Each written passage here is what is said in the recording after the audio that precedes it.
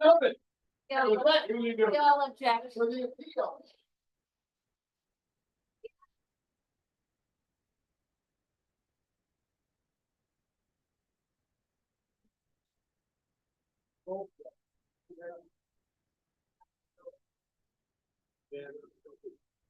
All right.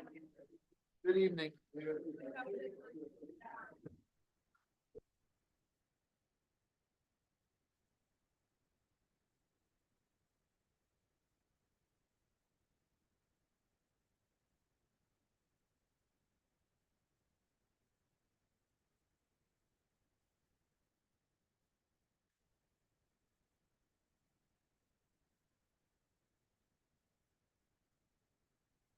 My number, can you give me a call? Yeah.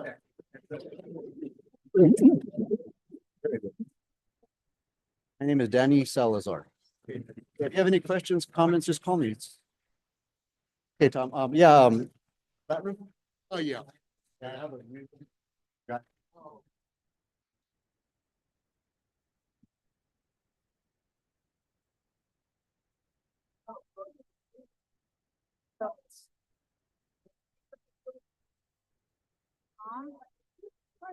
How's it going? What's going on? Okay, how are you doing?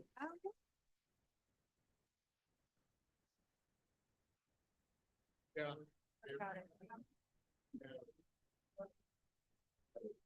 They're good.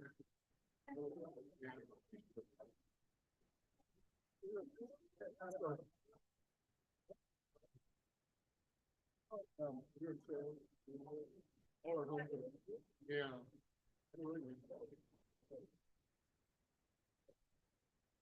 Yeah, right on the corner.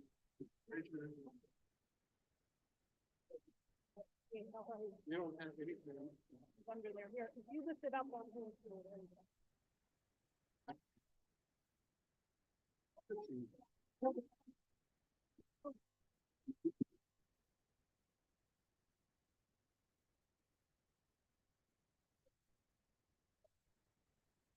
Hello, hello.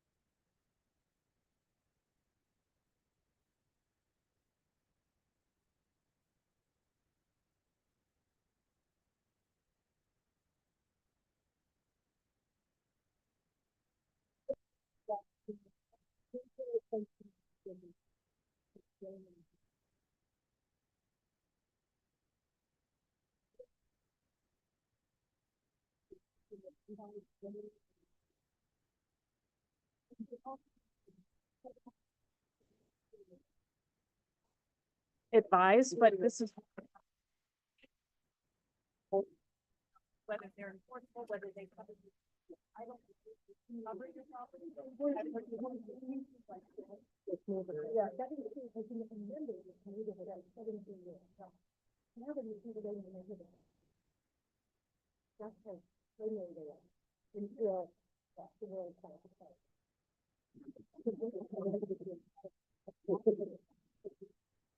Are we going live tonight? Are we live streaming? Okay.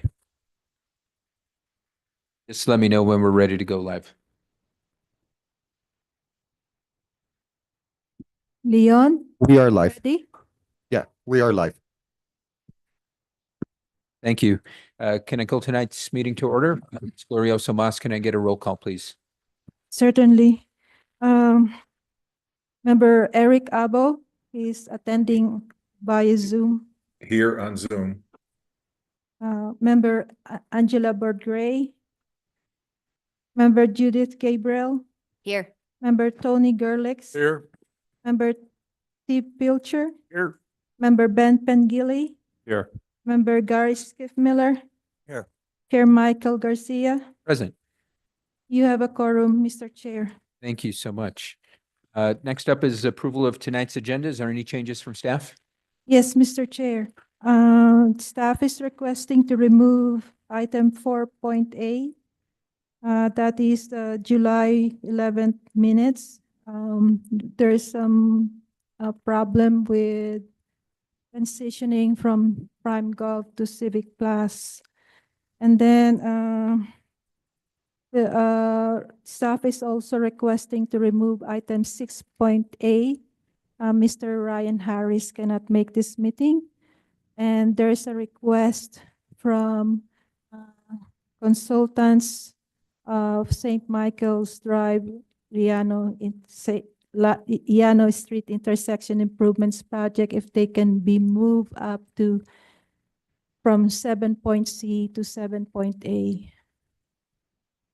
Okay, so we would hear that under the first discussion item. Yes, Mr. Chair. Okay. Any other changes from staff? No more. Any changes from members of the committee? And if not, what's the will? Mr. Chair, who moves? Move to approve the agenda as modified. Oh. Okay, so we got a motion and a second. Any discussion? Or none? Can we get a roll call vote, please? Member Abo? Yes. Member Bird-Gray? Member Gabriel? Yes. Member Gerlix? Member Pilcher? Yes. Member Pengilly? Yes. Member Schiffmiller? Chair Garcia? Yes. Motion passes. Okay, thank you. Next up is approval of minutes. We've removed 4A, so up for consideration is 4B, request for approval of October 10th, 2024 minutes. Are there any changes from staff? Yes, Mr. Chair. Staff is requesting to add the YouTube link that we just received today in the minutes. Okay, That's all, Mr. Chair. okay, thank you. Any changes from members of the committee? And if not, what's the will of the committee? As amended? Okay. I'll second. So we got a motion and a second. Any discussion? Or none? Ms. Glorioso Mas, can we get a roll call vote, please? Member Abo? Yes. Member Bird-Gray? Member Gabriel? Abstain, I wasn't here. Member Gerlix? Yes. Member Pilcher? Yes. Member Pengilly? Yes. Member Schiffmiller? Yes. Chair Garcia? Yes. Motion passes. Okay. Now on to item 5, communications from the public. Do we have any members of the public that would like to address the committee tonight?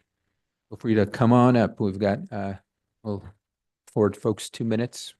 Do we have any folks online or is it just Mr. Bo?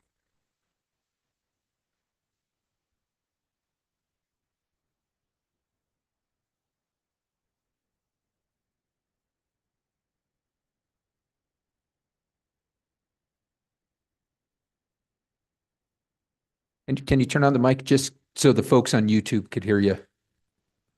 Just make sure it's lit up green. It's on the base. So I'd like to point out a small technical detail, which I think if we address it would benefit bicyclists throughout town. So here is a picture of typical street with the rightmost 3 feet or so designated bike lane.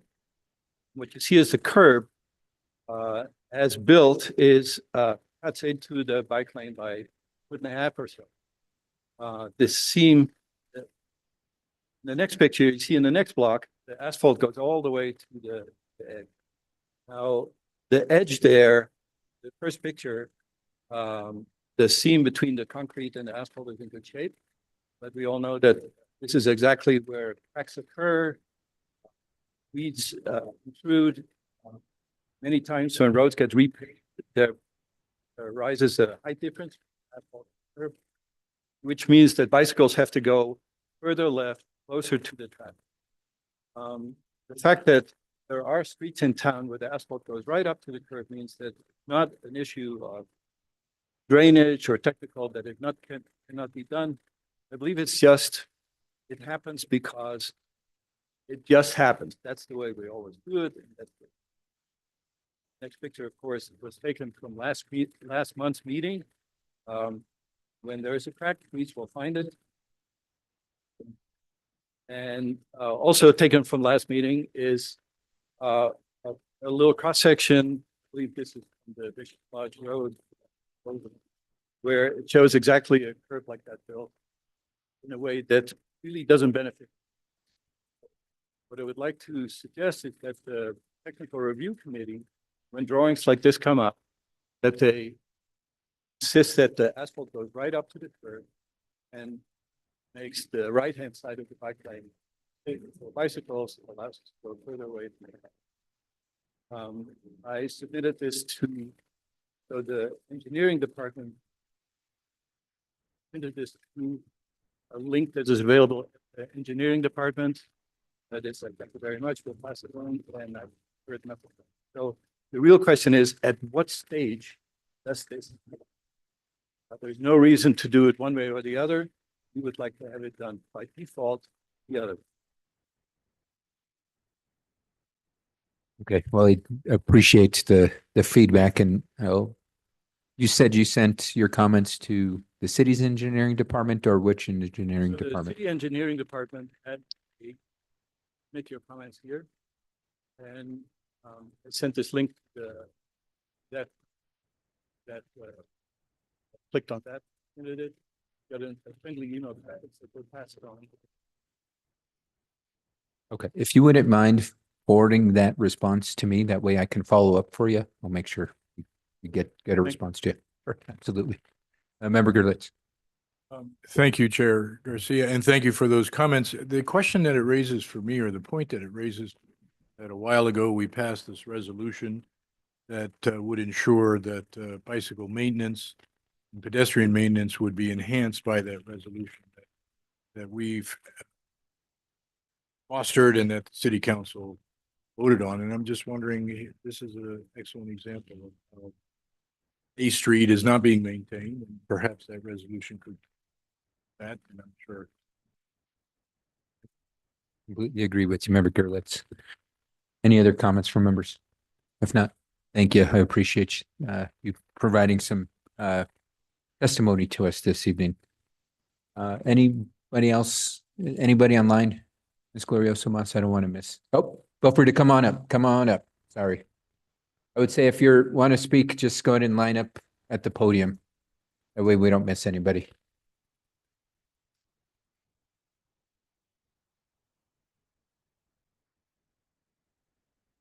Are they okay to show by paper? Since I didn't have. I don't know if that device works. That device used to work, that displayed. I might need to turn it on.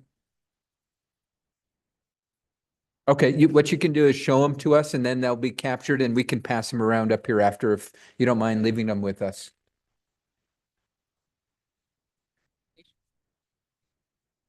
Comment and story. Sure. So my name is Irina Osula. Oh, there you go.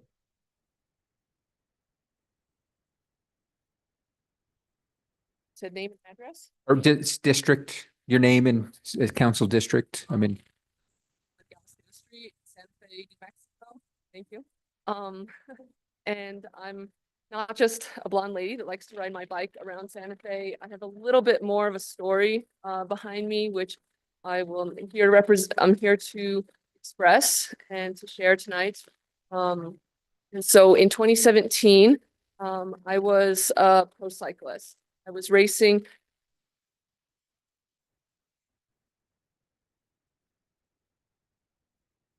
international level. I was winning pro level races. I was on track for the Olympics as well. I was racing very you're fine. Yeah, we can hear you. And sorry, I was trying. You're good. You're good. You're good.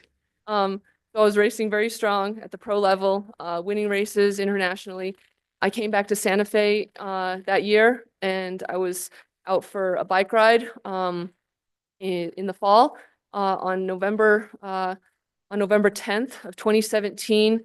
I was biking outside. I was biking in a bike lane as well, and I was hit by a car and sent to the hospital into a coma for 6 days, 2 months in the hospital, and over $1 million of medical bills. It was an incredible experience, and now I am lucky to be standing here today to share my comment and try to be a bike advocate as I go forward. And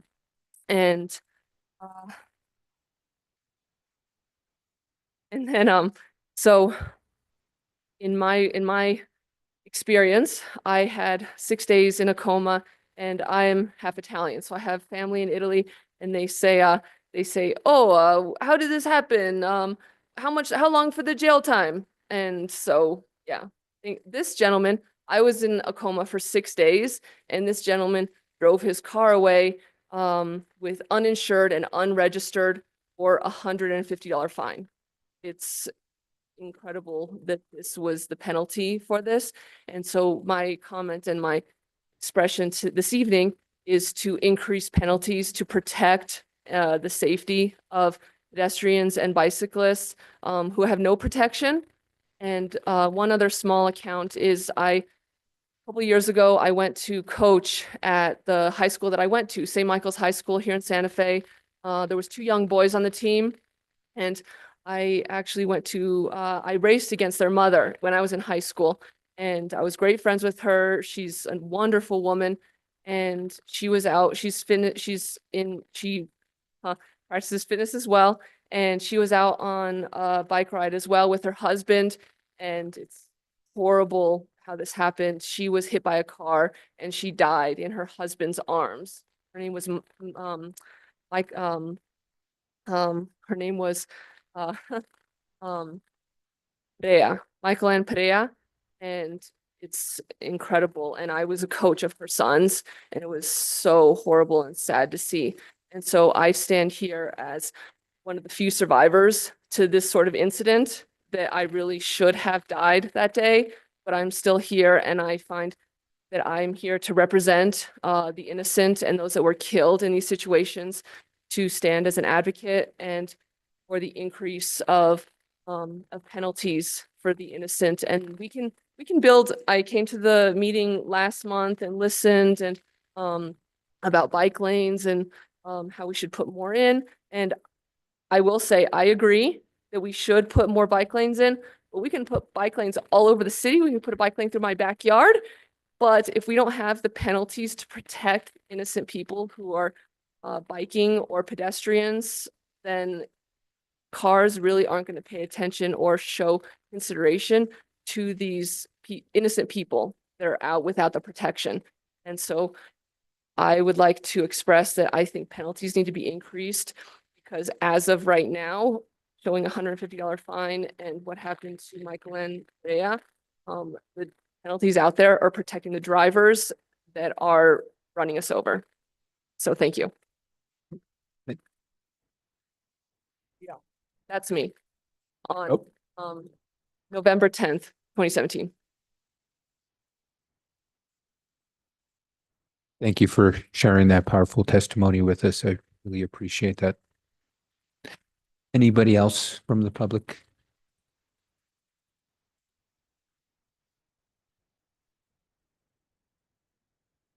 Thank you, Santa Fe Council members, for allowing me to share my own experiences and concerns here today. I got positive things to say and some concerns as well. I want to second what Irina said. My stepfather was run over by a dually truck. He was in the bike lane and the truck made a right turn, drove right over him, and he was hospitalized for 6 months. Very fortunate to have lived, but the driver was not charged. The driver reported to the police that the cyclist sped up all of a sudden, and therefore it was the cyclist's fault. And he was not cited or anything. I want to recognize that Santa Fe was awarded by the League of American Cyclists as a silver level bicycle-friendly community for its efforts to build better places for people to bike. The city joins 480 communities across the country in the movement for safer streets and better bicycling for everyone. So good on the city for that, definitely.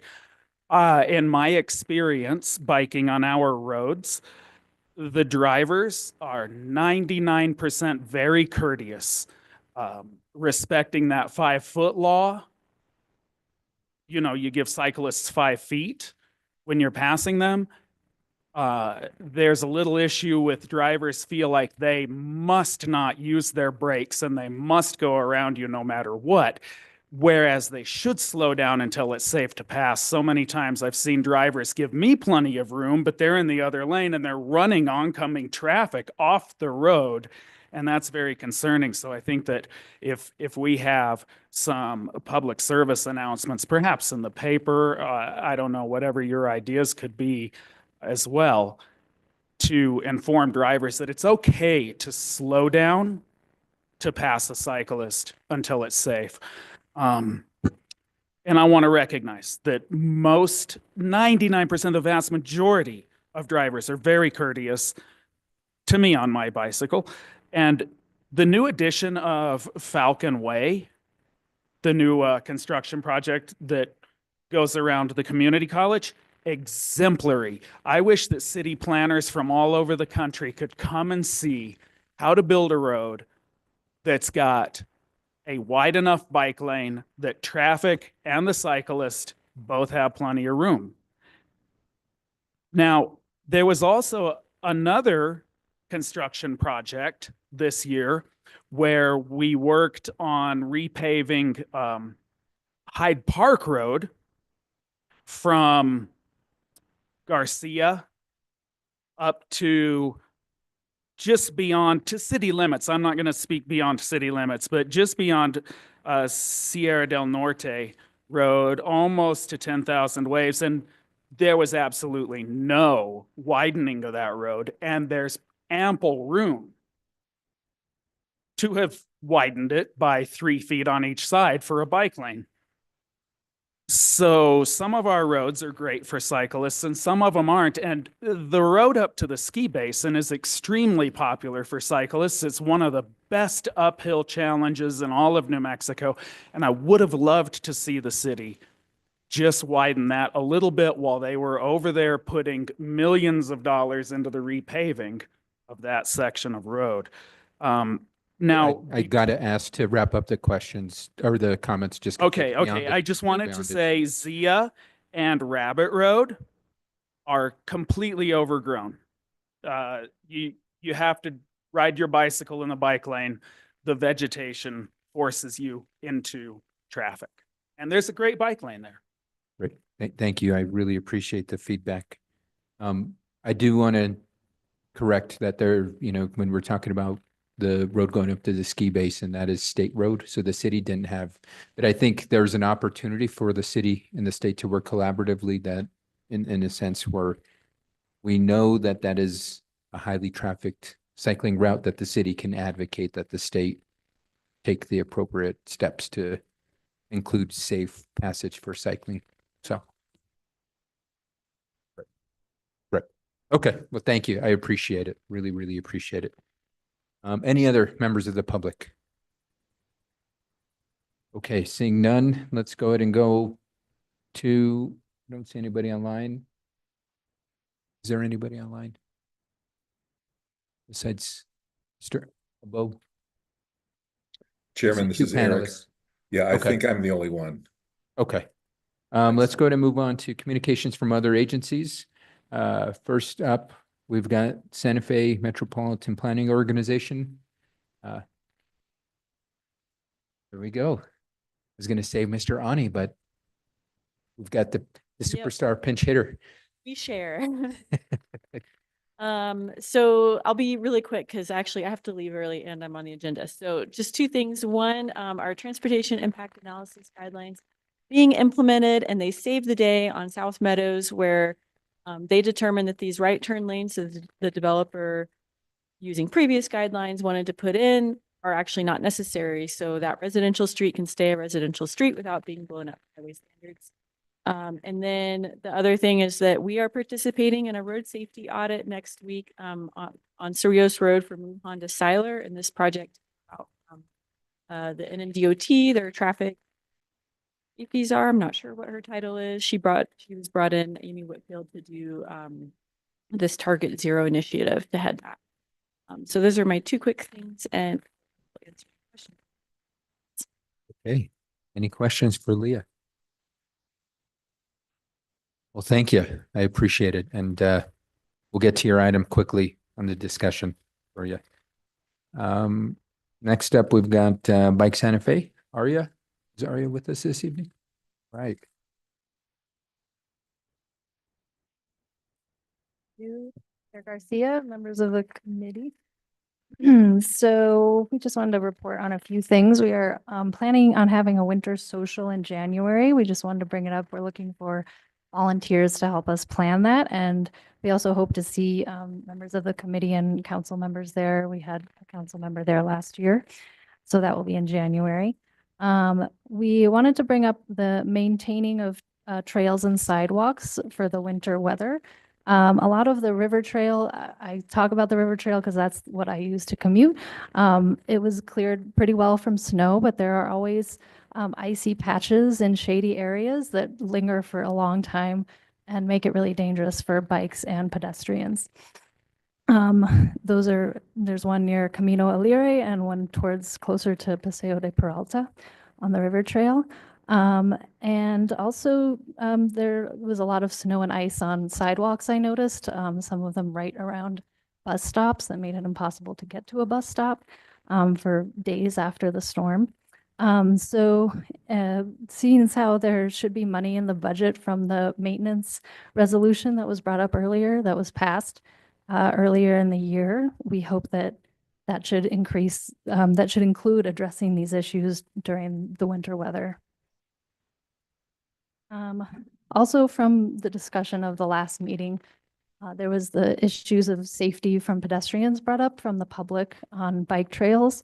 And we're proposing that maybe more signage informing users of the trail as multi-use would be helpful when passing, bikes pass on the left and informing about yielding protocol.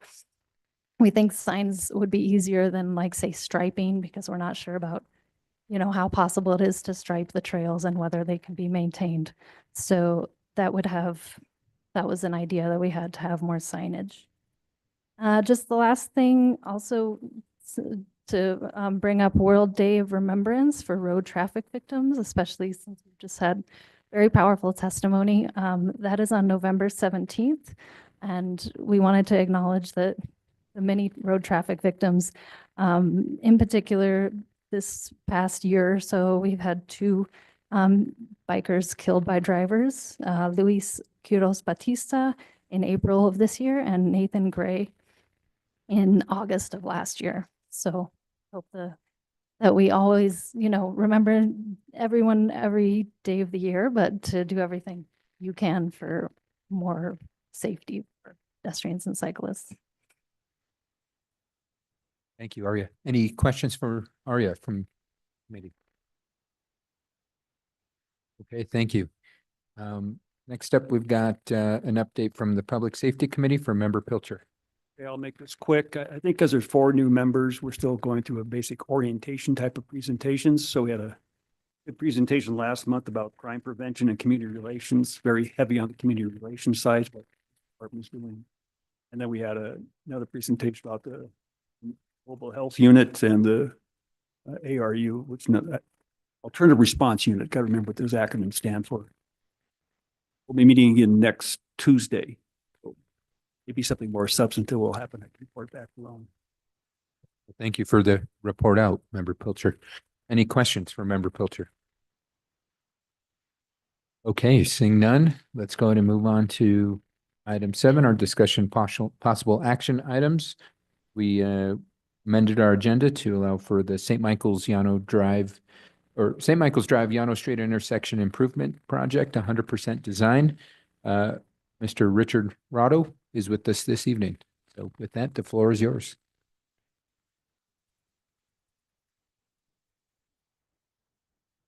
Evening, Chairman Garcia, members of the committee. Today to give you an update on this project in your construction. My name is Richard Rotto with AECom. We're the design consultant supporting the city, and we have a very brief presentation for you tonight. My staff has prepared, so I'd like to introduce Greg Gonzalez to give that presentation, and we'll stand for questions. Good evening, everyone. Can you all view the presentation? No. Oh, great. There it is.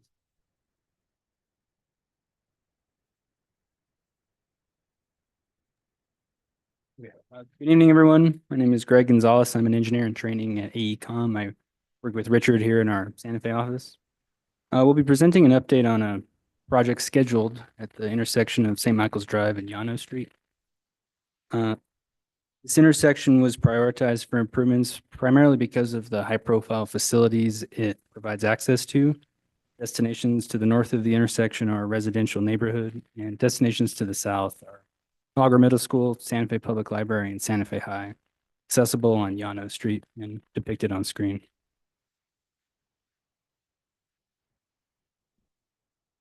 So this intersection was prioritized for improvements specifically because, there's a middle school there and the crossing is frequently used by students as well. So this slide depicts an aerial image of our intersection with our proposed improvements overlaid.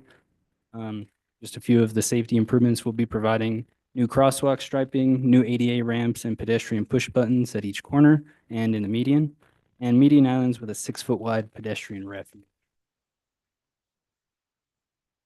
So the pedestrian refuges in the median have several advantages.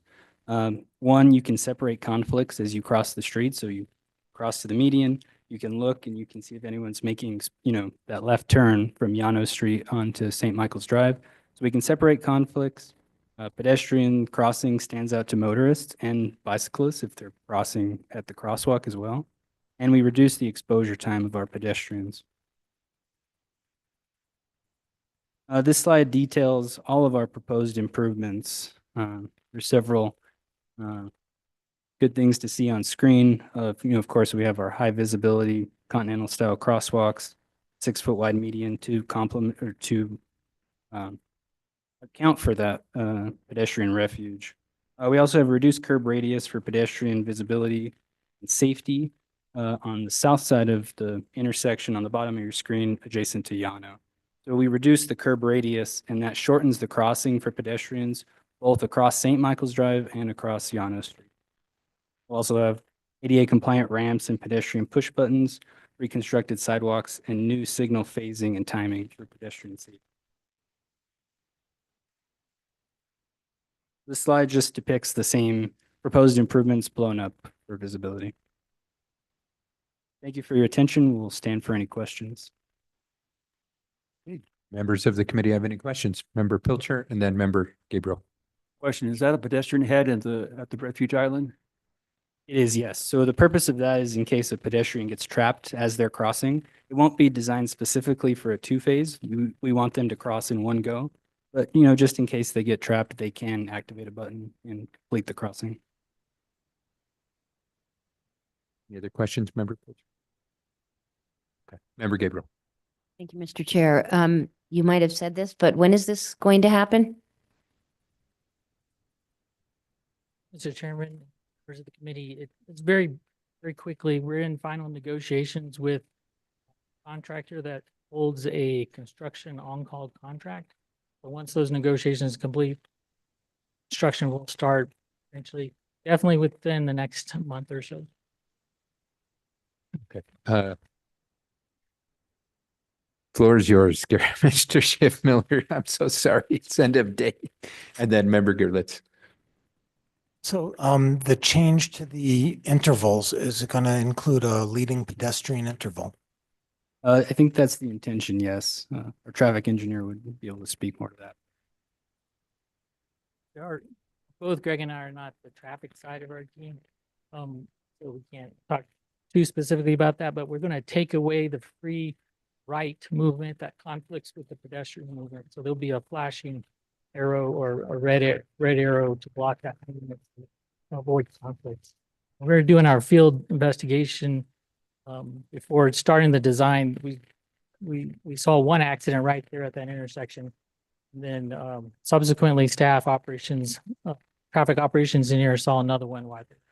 So there's a serious consideration or issues with both the left turn movement going upwards and to the left. Pedestrians trying to use that crosswalk to get across St. Michael's get interrupted by the left turn movement. So that will be protected. Pedestrians will have the first run at it, and then only then will the green. Any other questions, Member Schiff Miller? No? Member Gerlitz. Thank you, Chair. Just following up, how long will the construction take?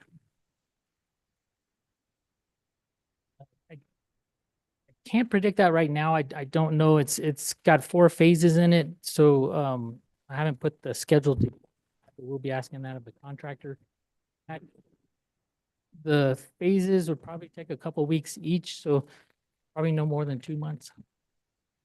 My other question is one more out of ignorance than anything else. What was the mechanism prior to this that identified this intersection as the one that needed this kind of intervention and attention as opposed to other intersections in the city? How does that? Mr. Chairman, members of the committee, I'm not privileged to that answer. The traffic, the staff, traffic operations engineer selected this intersection and also Fifth Street as 2 priorities to address to try and improve safety. I believe the answer is the students crossing at this intersection. This was the highest volume pedestrian movement. However, the funding that was being secured for this was not sufficient to cover both intersections, so we narrowly focused on one intersection. Thank you. Mr. Chair, Yeah, Member Abo.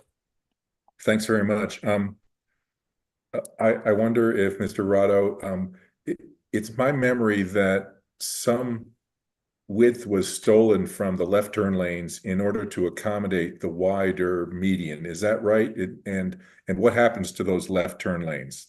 I think Mike presented this to us last summer. Mr. Chairman, members of the committee, yes, you are correct. Some lane width was stolen, but it was over wide already. So that was the inside lane heading westbound. Both of these medians were widened to the north.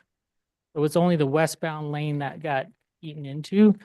We did do the field measurement. It was over 14 feet. So we're reducing it to 12 feet, which is standard. Thank you so much. Appreciate it. Yep. Member Bordiger. Thank you, Chair. Oh, Mike, along the lines of Member Gerlitz's question, that's a state highway is designation. So no, it's not. St. Michael's is not. Not anymore. Not anymore. Yeah, Since when? Got this. It's about 2 years ago. Oh my gosh, Yeah. that's big. Okay, so it can be redeveloped. Yeah. Yeah, we can go for it. Okay. I just have a question about the design. Walk me through. I know that corner, the southeast corner where the gas station is. Is that sited on their property? Or is it, because, I mean, I put air in my tires and it's right there. You pull off and it's right there. Right. So if you look at the ramp to the left side on the opposite side, it's a nice symmetric shape. One on that side jogs around those utilities and that property line. So we cut it close, but according to the survey, we are on our property there. But you're right. That's a good observation, but we modified the sidewalk to account for that. Oh, okay. On the southeast corner, the gas station corner, not Right. the Jimmy John's on the left. Correct. Okay. Well, cool. Thank you. Mr. Chairman, members of the committee, yes, we're not widening the sidewalk any more than the curb was there today. Mhm. Out there today, there's some landscape curb. We're rebuilding up to that existing curb, but we're not widening that. Okay. And then just a comment, just to raise the issue, safety, of course, Santa Fe High and Milagro School, but that's a median where various people stand, and it's a very narrow median on the Llano part in the middle. I don't suppose this design addressed. So are you asking, could it be widened or? I mean, don't know. What's the question? Could it be widened? So come February, it'll be illegal to be on that median unless you're trying to cross. The only way you can be on the median is if you're trying to cross and you're not able to safely cross through that light, or if there is an issue, that median will be impacted by the median ordinance update that happened a few months ago. So that did go through. It did. And it is about width of the medians. Yes, And the ones that apply, it applies to, but others it won't. yes, and that would Okay, and that apply to will- that one.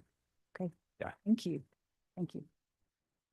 Well, the only comments I have is thank you for working on this. As we begin to redevelop the Midtown campus, that intersection is going to become a lot more busy with the pedestrian traffic that we see from the development that happens at the campus. So I understand the need for Fifth Street, and I'm surprised that also Pacheco wasn't identified because that's also a very concerning intersection as well, but maybe down the line. I mean, that whole stretch of roadway, I mean, because of the amount of lanes, the amount of traffic lights, it can be become a racing zone at times, and we want to make sure we're keeping folks safe. So thank you for presenting this to the community tonight. And Mr. Chair, Yes. those intersections will be there's a project called the reconstruction of St. Michael's Drive, and we are going to apply for funding. So the remaining intersections will be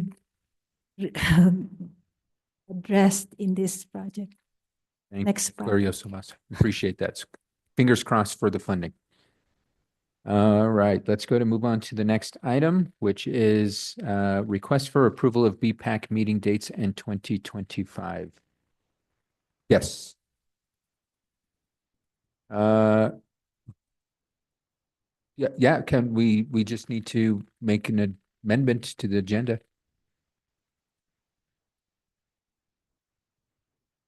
Well, so we moved C up, so we're now going to A. I'm happy to accommodate any time pressing needs, so we just need to make a motion on the agenda, so. Okay.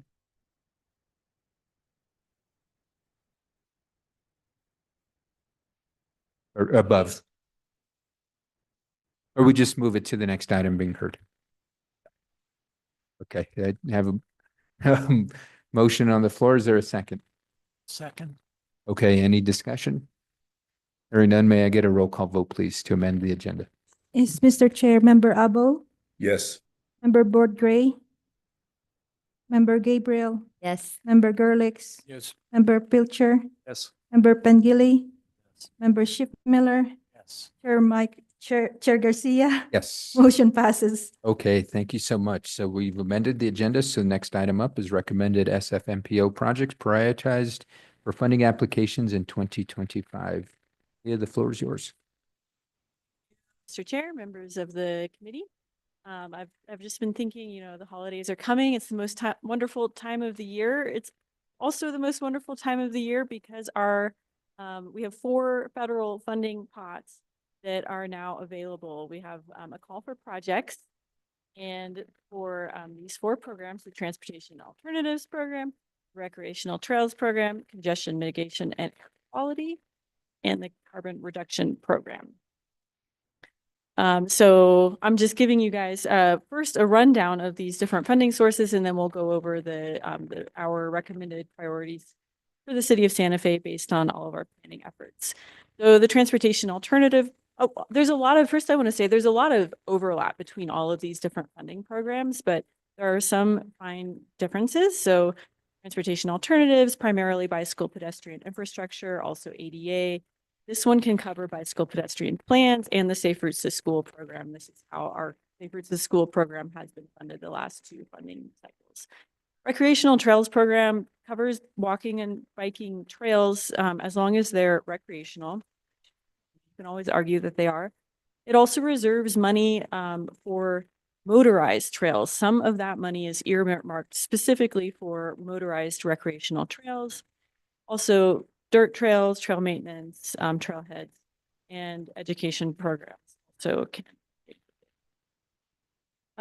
those are managed by the NMDOT Planning Bureau, and then 2 of these other programs are managed by the Research and Climate Bureau and the NMDOT.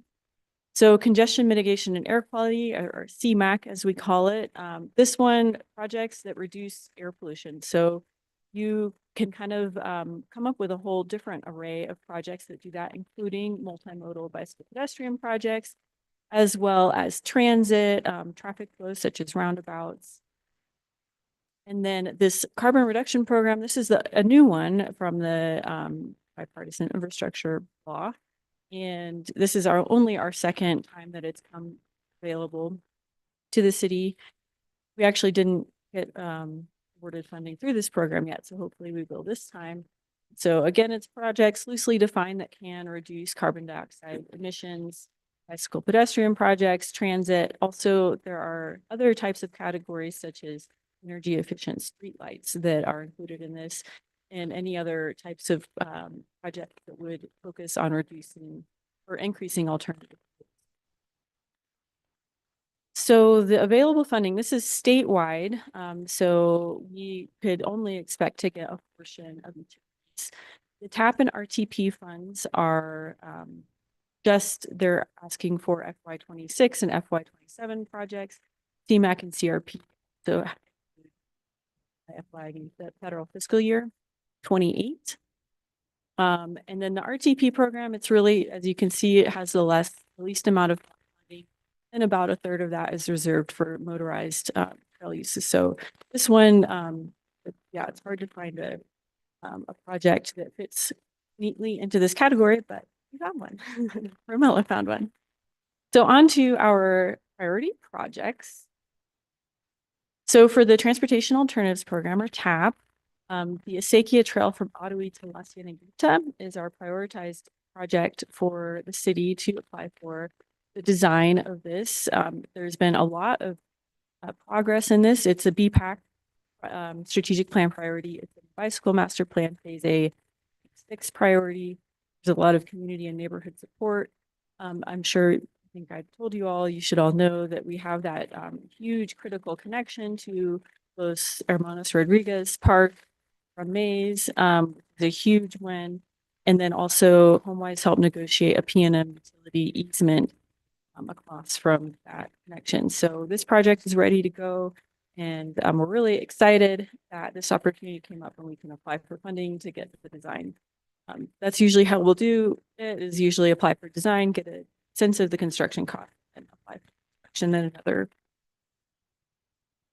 So for the Recreational Trails Program, RTP, there's a rail trail crossing project that started, I couldn't remember exactly, I thought around 2021, 2022. It hasn't had a lot of momentum for various reasons, but it is in the bicycle master plan. It's phase A project. And the crossings identified are Paseo de Peralta, Second Street, Ringo, and oh, and that would be design. That this would be this application would be focused on design. So CMAC, the St. Michael's Rail Trail Underpass has a lack of construction funds, and so we'll be applying for partnering with the city to apply for construction funding to help get closer to fill the gap in funding for construction. So it won't get us totally there. You all know this is prioritized project, the bicycle master plan for the city. We've been working on it. The design is nearing 60%. And so the design is fully funded. We have some construction funds, but need to help kind of filling in the rest of the construction funds. And then, thanks for setting this exciting news up with our last conversation, St. Michael's Drive Road Diet redesign. This is a huge priority for the NPO to do a road diet from it's currently 7 lanes if you include the turn lanes, to reduce it to 5. It's way overbuilt for the amount of traffic that it has. And it doesn't have any bicycle facilities. So this is the highest ranked project in our Metropolitan Transportation Plan that does not have any funding yet. We did unsuccessfully, unfortunately, apply for funding for the federal Safe Streets for All. We didn't get that, but these funds, because they're earmarked for New Mexico and they try to distribute them equitably, I think they're a little bit easier to get. So we are hopeful that this application will be successful. And then, as we mentioned earlier, as you all mentioned, that this is a city now, and so yeah, we really shouldn't be anything in our way to move on. So the call for projects is out, so we're still communicating with agencies about the specific NPO project application submittal timeline process, but the final applications will be due to the Department of Transportation in March. And then they're going to have they're saying they'll have a quick award turnaround and they'll let everyone know by April so that we can incorporate it into our transportation improvement program and get the funds allocated by October, I believe. So that is all I have, and I'll stand for any questions. Any members with questions? Member Gabriel. Thank you, Mr. Chair. Leah, is the St. Mike's diet, road diet, the same as what we used to be calling remike, or are those different things? They're different things. So remike was incorporating land development, redevelopment of the land, kind of changing the facade from being more street facing. So if for folks that are familiar with St. Michael's, everything is a parking lot, and then you've got facilities. Remike is proposing to flip that to have facilities on the front and parking on the back. That would allow for the proposal of the road diet to be more accommodating to pedestrians, et cetera. So 2 separate, but they blend together. So when is the remike stuff happening? Is this in coordination or? So remike, we've approved, the government, the city has approved all of the rezoning of it, the corridor. Then now there's a corridor, the St. Michael's corridor overlay district. And that, I want to say, is about 10 years ago that happened. Because the city does not own any of that land, we can't force landowners to begin to work within the new guidelines. The first facility that kind of falls under the new guidelines for remike is the Mexico State Employees Credit Union building. If folks are familiar with that, its building is right up, butts up against the sidewalk. Parking is in the back. No other, there hasn't, from my understanding, there's been no other facilities that have been developed using that new criteria. So we can entice and our hopes are with the development of Midtown, you'll start to see some shifting. Thank you. Mr. Chair. Sorry, Leah, before I jumped, I didn't want to cut you off. I know that was a question for you, so sorry, I Thanks. apologize. No, I'm glad that you had the answer for that one because I was not around for reasons. Okay. Member Bo and then Member Pilcher. Thank you, Mr. Chair. Leah, I'm wondering if when you when you submit the grant application for the rail trail pedestrian crossing project, I was involved in kind of some of the scoping of that. I would recommend that you submit an application so that the design would come up with individual design packages for each of the crossings, because I think some of them are relatively straightforward, and to make them more bite-sized so that instead of needing funding to do the whole thing, all five or so crossings, instead you could do one or two or three, whatever it was. So I just encourage that the grant writing contemplate a design package that would have multiple bid packages within it, if that makes sense. Mr. Chair, Member Abo, can I answer that question, please? Please do. So we started the project in 2022, and there's some problems with issuing the PO and transitioning from fiscal year 2024 to 2025. And so I just got we have additional funding for this project, design funding.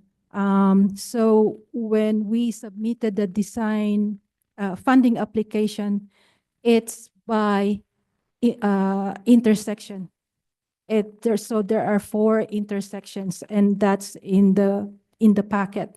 And what we are applying for this funding is for the right-of-way acquisition, because right-of-way acquisition is so expensive, and there might be around 300,000 additional funding for the design. And that's the purpose of this funding application, not Great. for the design, but right-of-way. Okay, thank you. Member Pilcher. Thank you, Mr. Chair. You said the term road diet got me excited. Has there been any examination citywide of streets that are eligible or might work for road diets? Yeah, Mr. Chair, Member Pilcher, we do have a list in our Metropolitan Transportation Plan of a few candidates. We haven't done a thorough examination. However, we are working on a data pull from using aerial imagery. And I think that's one of the goals that we want, is identify all of the streets, roads with 4 lanes, and then look at the traffic volume, and then we can just have really a full list of comprehensive list of candidates. Any other questions? Okay, well, Member Bordeaux.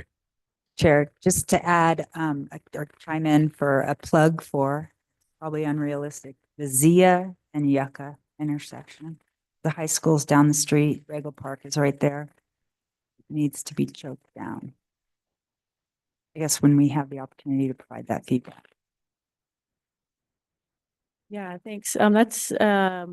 We are working on our Metropolitan Transportation Plan project list. Yeah, I don't know if one intersection might be too small of a project, but I'll make a note and see. Park in the elementary school, high school, and houses. But it's Zia, it was built as a arterial or something. It's deadly. Thank you. Any other comments or questions? Okay, seeing none, thank you, Leah. Really appreciate the update, and I guess just let us know how we could be of any assistance as you begin to apply for these grants. I know it's a heavy lift sometimes, and March seems like a far time away, but it will be here before you know it. So let us know if there's any way we can help y'all with that. Is it? Well, we don't.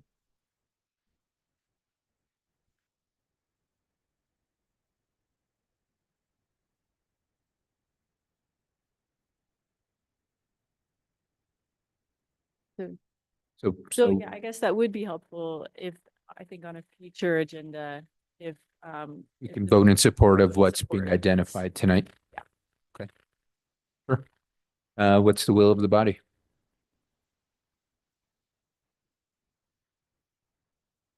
Remember. So I think it was being requested if we're in favor of the proposed applications that they're going to be applying for the projects identified in the presentation, that it receives BPAC support through a vote. Good idea to me. Okay, so is that a motion, Member Gerlitz? I think my question is this a comprehensive list? Probably not. Is it a comprehensive list? Of the city applications, the county, so for our region, the county will also apply some of these pots of money as well, but yeah, it's basically one application is really all we expect for funding source. That one project for agency.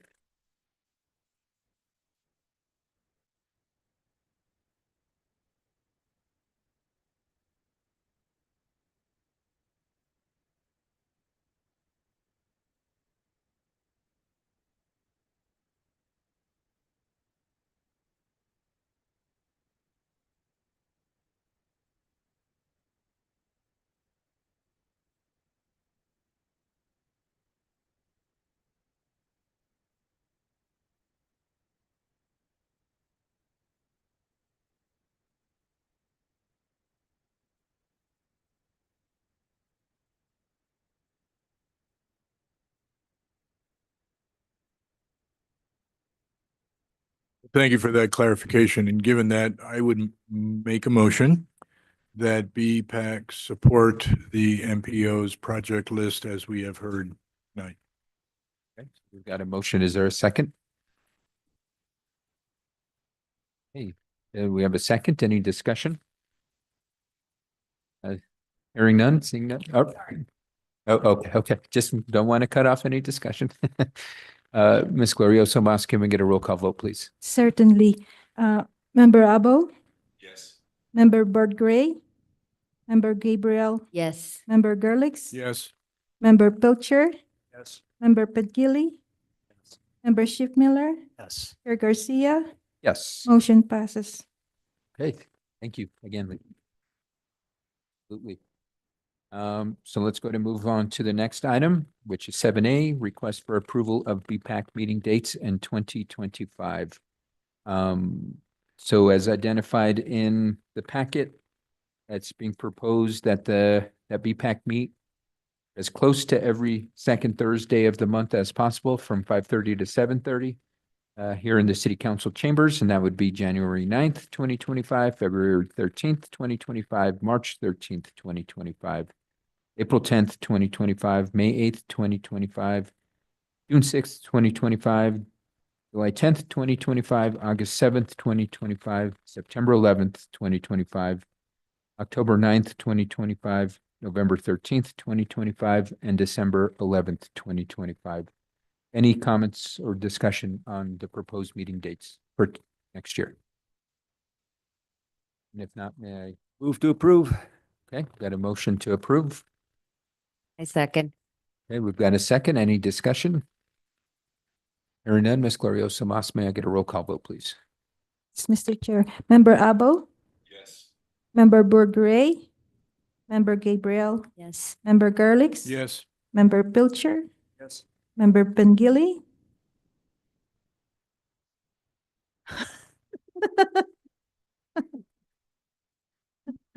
Member Schiffmiller, Yes. Chair Garcia, Yes. Motion passes. Okay. Let's go ahead and move on to item D, which is BPAC Spring 2024 survey results. Member Gabriel, the floor is yours.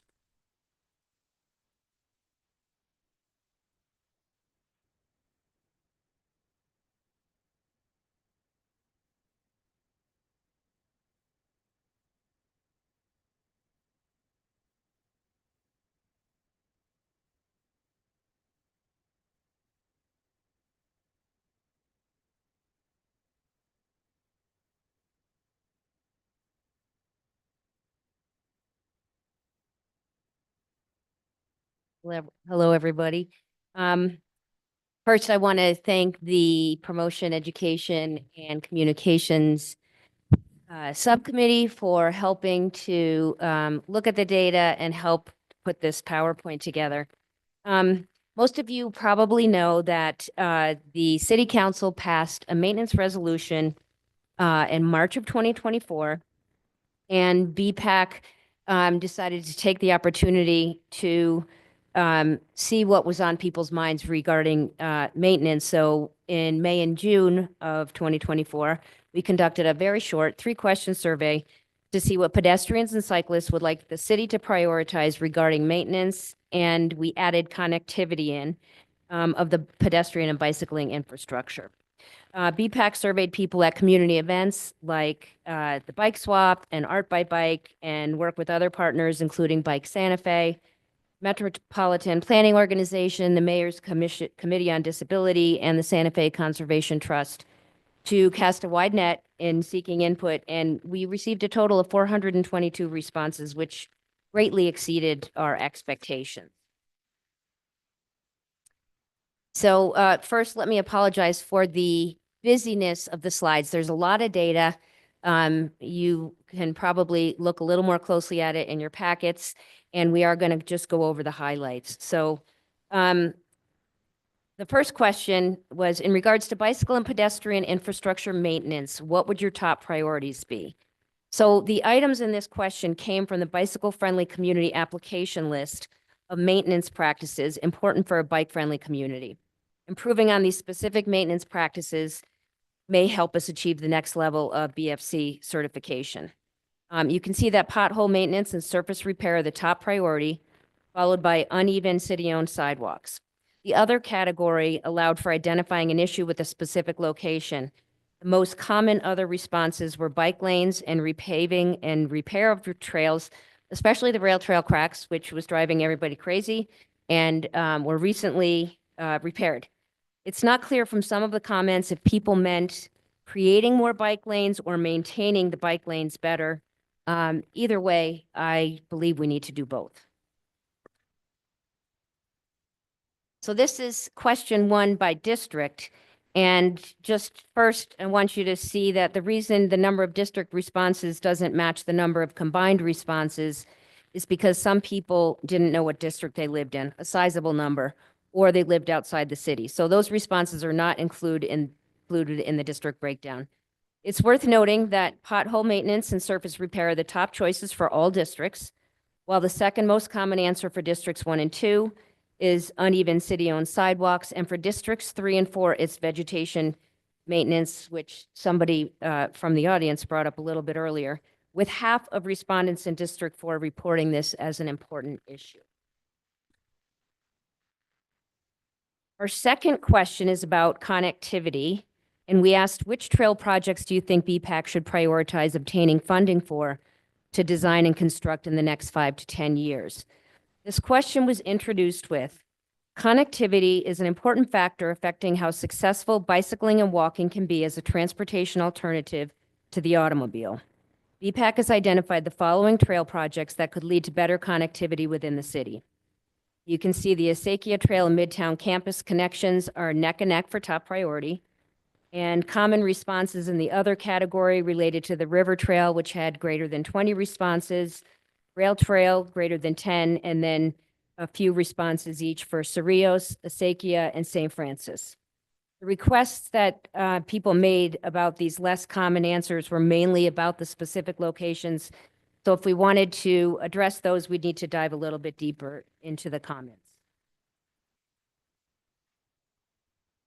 So by district, I guess it's not surprising the highest ranking choices for each district are trails within or closely accessible to their district.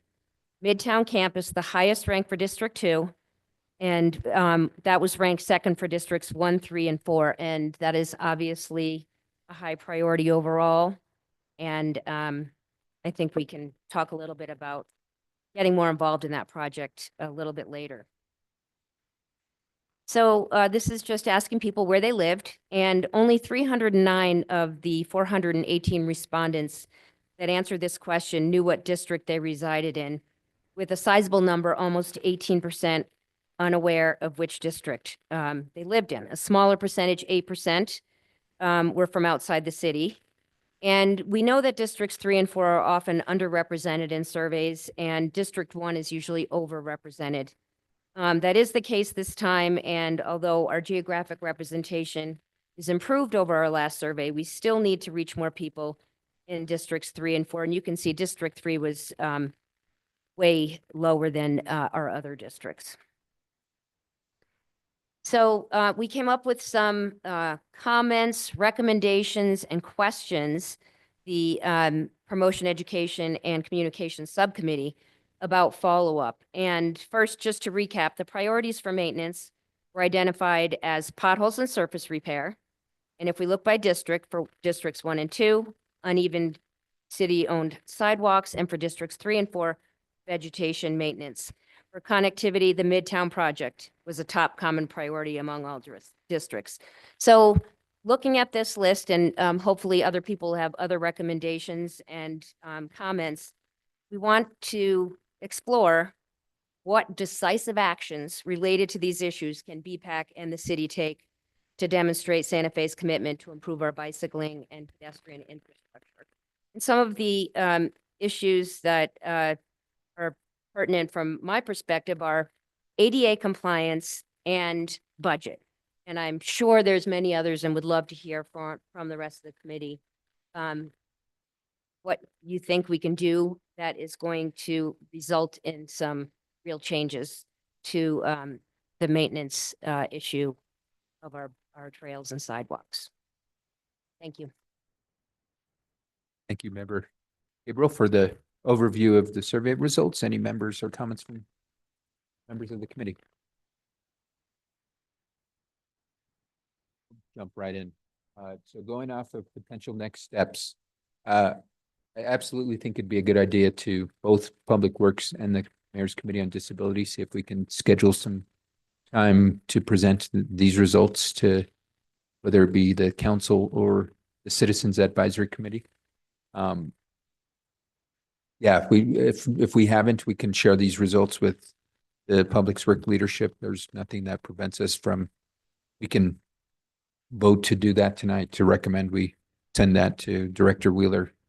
As far as advocating for and ensuring a budget gets allocated, a couple ways we can go about that. BPAC can advocate and put forth the request. As well, there is the public hearing that happens. Typically, it happens in February. Last year, it was later in the year. I think it was in April. But there is a public hearing held specifically for the upcoming year's budget proposal, the general budget.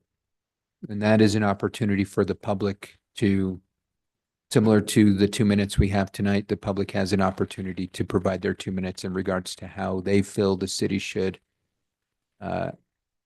allocate the resources within the budget. And that's an opportunity to allow for folks to provide their input, whether they're on BPAC, a subcommittee member, or member of the public, or member of our other friendly advisory groups such as Bike Santa Fe or Conservation Trust, and anybody else that wants to advocate. We'll make sure that those dates are aware, and because that is helpful. I have seen firsthand when a room is packed with advocates asking for funding for a specific priority, that priority gets funded. So there's that option as well then on my council end, I can advocate that if monies aren't in there, we can work to create amendments to shift resources around if necessary. But I hope we wouldn't need to go that route. I would hope we would get money on the front end, given the resolution that was passed earlier this year. That's just some feedback on these initial bullets that I had. So with that, any comments, questions from committee members? Member Bordigari. Thank you, our fearless leader of our committee. One suggestion to add is in terms of the committees to bring it before would be the Planning Commission. I'd like to see it go to the Planning Commission because they consider it's land use, but land use and transportation and livability and walkability are intertwined. And to raise their awareness about the granularity of these items, and to get people to think, get them to think and the public about how those are connected. And when you're considering a proposal for a particular development and whether it be new construction or not, that it's in their minds. And to further that, I mean, if anything, I think the Planning Commission being the land use and planning body, right? The body and that gets into, they have codes, et cetera. But I sat on the Planning Commission for 8 years and the staff is wonderful. And that's why the planning commissioners are up there, is to point out, does it connect to that sidewalk next to it? Maybe it should, but just those things. So I'd like to see the Planning Commission be presented with this and get their comments, whether it's just educating them or not. But so thank you. Any other? Member Gerlitz. Thank you, Chair. Thank you, Judith, for good work and interesting data. And it's certainly not the first time that we hear that the citizens concerned about maintenance rises to the top. We heard it earlier in the comments, and the data here, pothole maintenance, surface repair, #1 across districts. And it just calls to question for me, we passed this resolution for maintenance. I don't think it had any budget item to it. Did it? So what is the value of that resolution? Where does it sit? How does it help us address these concerns that now we know data shows the majority of citizens feel as that's the #1 priority? Really want to see this resolution that everybody works hard on have some. How does that happen? So I can do my best to try to answer that. So the resolution ultimately is the will of the governing body now. The governing body said this is a priority of ours now, of funding this. It comes back to now back it up with allocating resources. And so the way our budgeting process works is that, for example, with the operating budget, the process starts with the mayor. He then proposes the budget to the council. Council considers it, and the full governing, the council committee that considers it first is the finance committee. Then it goes to the full governing body, which includes the mayor, for adoption. At that point, during that process is where my hope is that that resolution is reflected in the budget allocations. And if it's not, I will make sure to refer back to that resolution saying this was passed. What funding is there? Is this appropriate? So I guess we'll have to wait and see what funding is there. I know that there has been, since the resolution passed, funding allocated through one-time funding. But that's not the reoccurring source we were hoping for. That's the operating budget. So it started to get some momentum with some funding, but I'm hopeful is that it will be in the operating budget. So Would it at all be helpful if BPAC today governing body in addition to the other committees showing these photos that we saw of weeds, vegetation, inhibiting bicycle traffic, survey results that Judith just presented and data?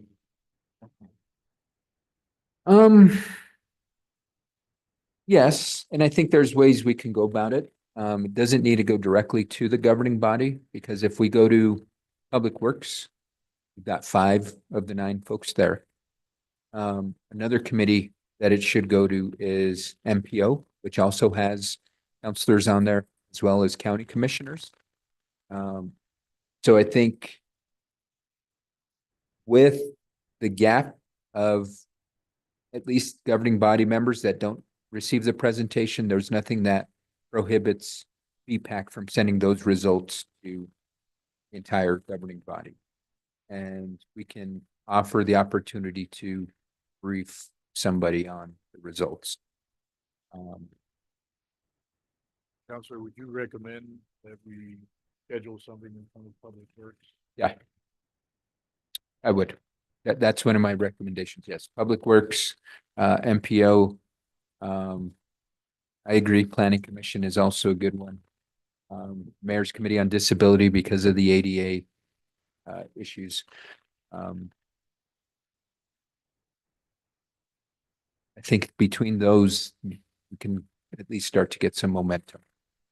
Yeah. So we can, Ramel, I can work with you on the respective chairs of those committees to offer up. I mean, it's ultimately the will of the chair to allow for us to present. We can ask, and we'll put out the requests that we present. So I guess the question is, would it be you, Member Gabriel, that would want to present the survey results? Would want to? I'll do it. Okay. Or I can also give the opportunity to other members of my subcommittee if they would like, but Sure. we can talk about that. Yeah, and I think we can work just based off, because it is then comes down to scheduling. Because Public Works and Utilities meets at a certain, similar to this, there's certain times where they meet. And I know some committees have presentations lined up 2 months in advance. So we can work and reach out to see what we can do. But that's if that's what the committee wants to do ultimately. Member Gabriel. Thank you, Mr. Chair. I have another question that relates to budget or lack of. And I'm wondering if some of this stuff can be attended to without a dedicated budget. For instance, the vegetation maintenance seems like that would be something the Parks Department would normally work on. And I'm also concerned about the trails being icy. And after we had all these terrible rains, we had sand and rocks and dirt. And that either inhibits people from using the trails or there could be a serious accident, which of course I imagine the city would be liable for. So is there any of this that we can do in the routine maintenance that the city engages in already, but some of these things go higher on the priority list in the meantime, while we're hoping to get a budget next year? Yes. And so the way we can approach it without the funding availability is through the constituent service request portal. So for example, if there's weeds that are obstructing, whether it's pedestrian or cycling lanes, I encourage anybody, not only this committee, anybody and everybody to report that, because if it's city property, it's the city's responsibility to maintain that. If it's private property, then the city can alert the private landowner in regards to the maintenance. When it comes to, for example, the clearing of pathways, the city has a snow removal plan. And I'd have to refer back to that to see where trails fall on the priority list, because that's how things are cleared.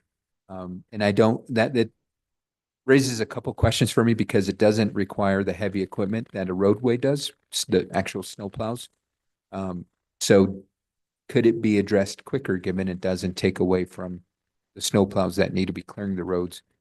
So when the member of the public brought that up, it really got some wheels turning in regards to how quickly can we deploy folks to clear trails to ensure that people can commute safely.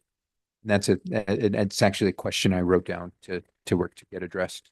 But ultimately, any of these issues can be worked to be addressed through a constituent services request. And if it's regular maintenance, it should be addressed. But if it's something like the cracks, that's where the cracks in the trails, that's where there might be difference of opinion of there's not funds available for it, but I would encourage anybody and everybody, anytime you see something that needs to be fixed, whether it's bicycle and pedestrian related or anything else, submit a report, because ultimately, from my position as a counselor, the way I look at it is what is being addressed through those requests, what is not being addressed, why not? Is it funding? Is it lack of staff capacity? What is it? Because those are ultimately the meat and potatoes of the basic city services that the city should be working to address. And we can't be providing excuses of lack of funding, because then it's incumbent of the governing body to make sure the funding is available for it.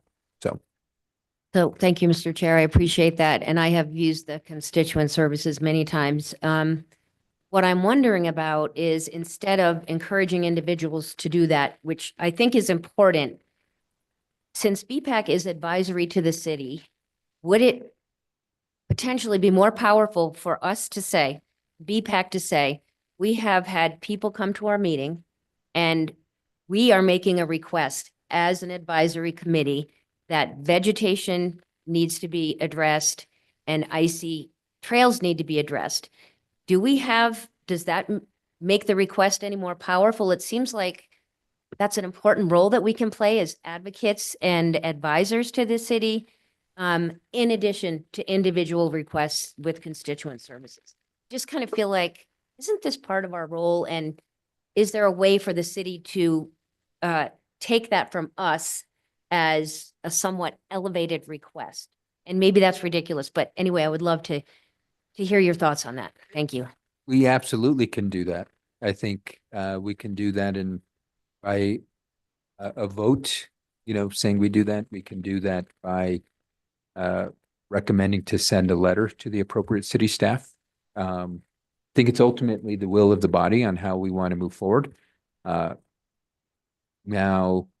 the impact, I couldn't tell you. My hope is that it would have an impact, but we can only try. And I'm more than happy to try, because in my opinion, the more attention and awareness we bring to these issues, it doesn't allow for a response to be, well, we didn't know. We didn't know this was a concern. And the more we bring it to the forefront and constantly back up these requests with data, such as the survey results, when there is no action, that's when I think we as a body and the public can begin to take their own action, in the sense of, like I said, coming before the governing body and say, you need to fund this. And worst case scenario, this is, I'm sorry, worst case scenario is probably the wrong terminology, but there is also mechanisms such as initiative that the public can take, where we get so many folks behind a certain initiative, such as providing a sound number of funding behind road and trail maintenance, and the governing body has to react to that. So that's far into the spectrum, but yes, I think this body definitely has the authority to continue to elevate the issues and concerns and the requests on behalf of this body. And I think it's up to the body to determine what that looks like. And I'm always happy to, if it's write a letter or bring requests that we bring department directors before this body, I think we can do that. So, because I think, and I hate to go that route, but the governing, the committee can request for the Public Works Director to come before the body to ask us present to us on what is being done in regards to trail lane maintenance, right? So we can be creative in regards to how we continue to advocate for the resources to be provided. Thank you for that. And I'm just curious what other members think about that. I, Mr. I'd Chair? hate for this data to sit on a shelf somewhere. Member Sorry. Bo, sorry, Member Gable, didn't mean to cut you off. Thank you. And sorry, Judith. Just to follow up on your constituent services portal topic. Do each of the commissioners get reports for their district on the age of unresolved and the number of requests? I just wonder if you could relay what happens, if I put in a work order that a PED light doesn't work, and it is repaired a month later. Is there a summary report that is issued every so often to each of the commissioners? There is not. So we don't get a monthly update. We can request for reports to be provided. We also have access to the system as well. Got it. So. Yeah, if because folks- I was gonna say, if folks are interested, if counselors are interested in that information, it's at their mercy, so to speak. right, but it is not, there is no aging or any kind of analysis of what has been done, what has not been done, that kind of thing. Because I think because of and I appreciate what Judith said about, BPAC being an advisory committee, but I think the number of folks in Bike Santa Fe, for example, the number of folks that have come to us to express their concerns about particular issues, the things that Hubert brings up, for example. I think that flooding the zone with legitimate requests for maintenance ought to have some impact on either the folks who are being asked to resolve these, going to their boss and saying, hey, I cannot keep up with the number of requests to do this stuff. I just think there is real value in using that tool because it really does get things done, but it takes a long time. Thanks. Sure. And there, the public also has access to the system as well. So I don't want it to seem like this is information that the council holds tight. Any member of the public can go on the city's website right now and see what work orders are open, the status of them. And so what I can do is Romella, I'll send you the link to the dashboard. You can just distribute it to the committee if folks are willing to or wanting to do some data diving. I mean, I know I go in there and look in regards to what's happening in my district, just to ensure that issues are being resolved in a timely manner, but also seeing what outliers there are. There's always sometimes outlier issues that folks wouldn't expect. And so I'll send that out, but yeah. Hopefully that helps, Eric. Thank you. Any other comments or questions on the, Member Bordigary? Just a quick question about that data. Is it current and up to date? It's really, I've worked in public sectors and the websites don't often aren't. And so this one sounds like it's working. I've actually seen results in my neighborhood, but just want to add that to the mix, that we can have things on the website, but are they maintained and updated? And It's real time. great. Yeah. Okay. The one challenge I've heard is that on the flip side, not necessarily the data, but the system does close off hours.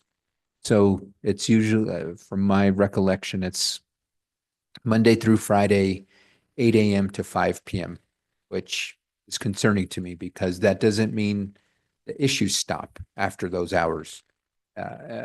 Most cases, folks are actually too busy during the day to recognize what's going on, and it's on their commute home or as they're recreating at a park or something over the weekend. And I know we're exploring a new process, a new system.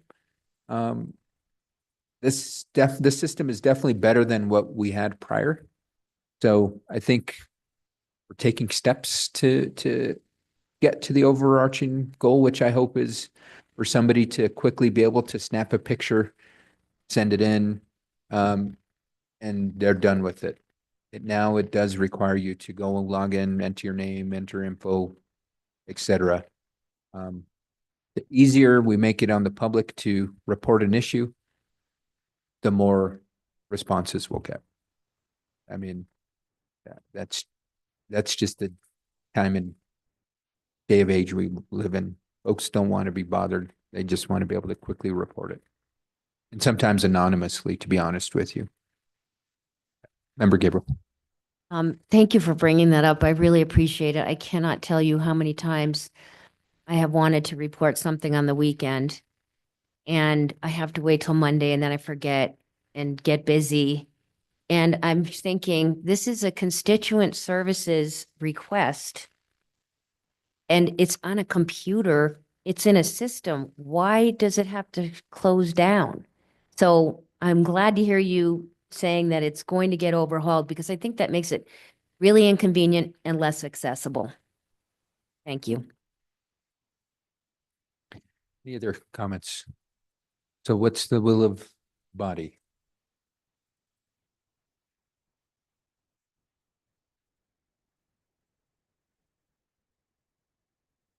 Member Chair, the Gerlitz. question is your question. What do we do with the work Judith and folks have just completed? Where do we go next? What are our next steps with this? Yeah, the question is to provide guidance in regards to next steps. Do we want to reach out to see if we can present to some of these committees? Do we want to send this report to the Public Works Director? I mean, it's ultimately up to the body, and I don't see today as the end all be all in regards to how we want to move forward with it. I think we can maybe make some decisions tonight, and then as maybe progress is made, additional decisions may be made off of either conversations, presentations, or requests. And this is going to be a process that is ever evolving, in my opinion, until the next survey is done. Member Gerlitz. Would make a motion that BPAC as a group, the advisory council, take it upon themselves to prepare another presentation to the Public Works Committee, to the Mayor's Committee on this, to the Planning Commission. And Chair, if you could help us set that up, then it would be our responsibility, engaging other members of the public to help us with pictures and data that Judith and her group has collected, and others and more, and make that presentation to the public using the resolution that was passed last year. That to me would be very important. Keep that present. Council members pass this resolution, they're committed to implement. So that's my motion. Okay, do we have a second for the motion? I second. Okay, and so just a synopsis is to have the committee prepare a presentation for the Public Works, Mayor's Committee on Disability, and the Planning Commission on the survey results. Okay. Would you entertain a friendly amendment as to add MPO to that list? Okay. So I have another question that could possibly be an amendment. I like the idea of sharing this with the Public Works Director. Doesn't necessarily have to be formal. Should that be a separate? Should that be Can be added on. do people think that's a good idea? The Public Works Director, in addition to the committee. Share the survey results with the Public Works Director. So the amended motion would be to create a presentation, try to give the presentation to the governing bodies, Public Works and Utilities Committee, Mayor's Committee on Disability, Planning Commission, Santa Fe MPO, as well as send the survey results to the Public Works Director. Is that? Okay. Any discussion? I have a question. Sure, absolutely.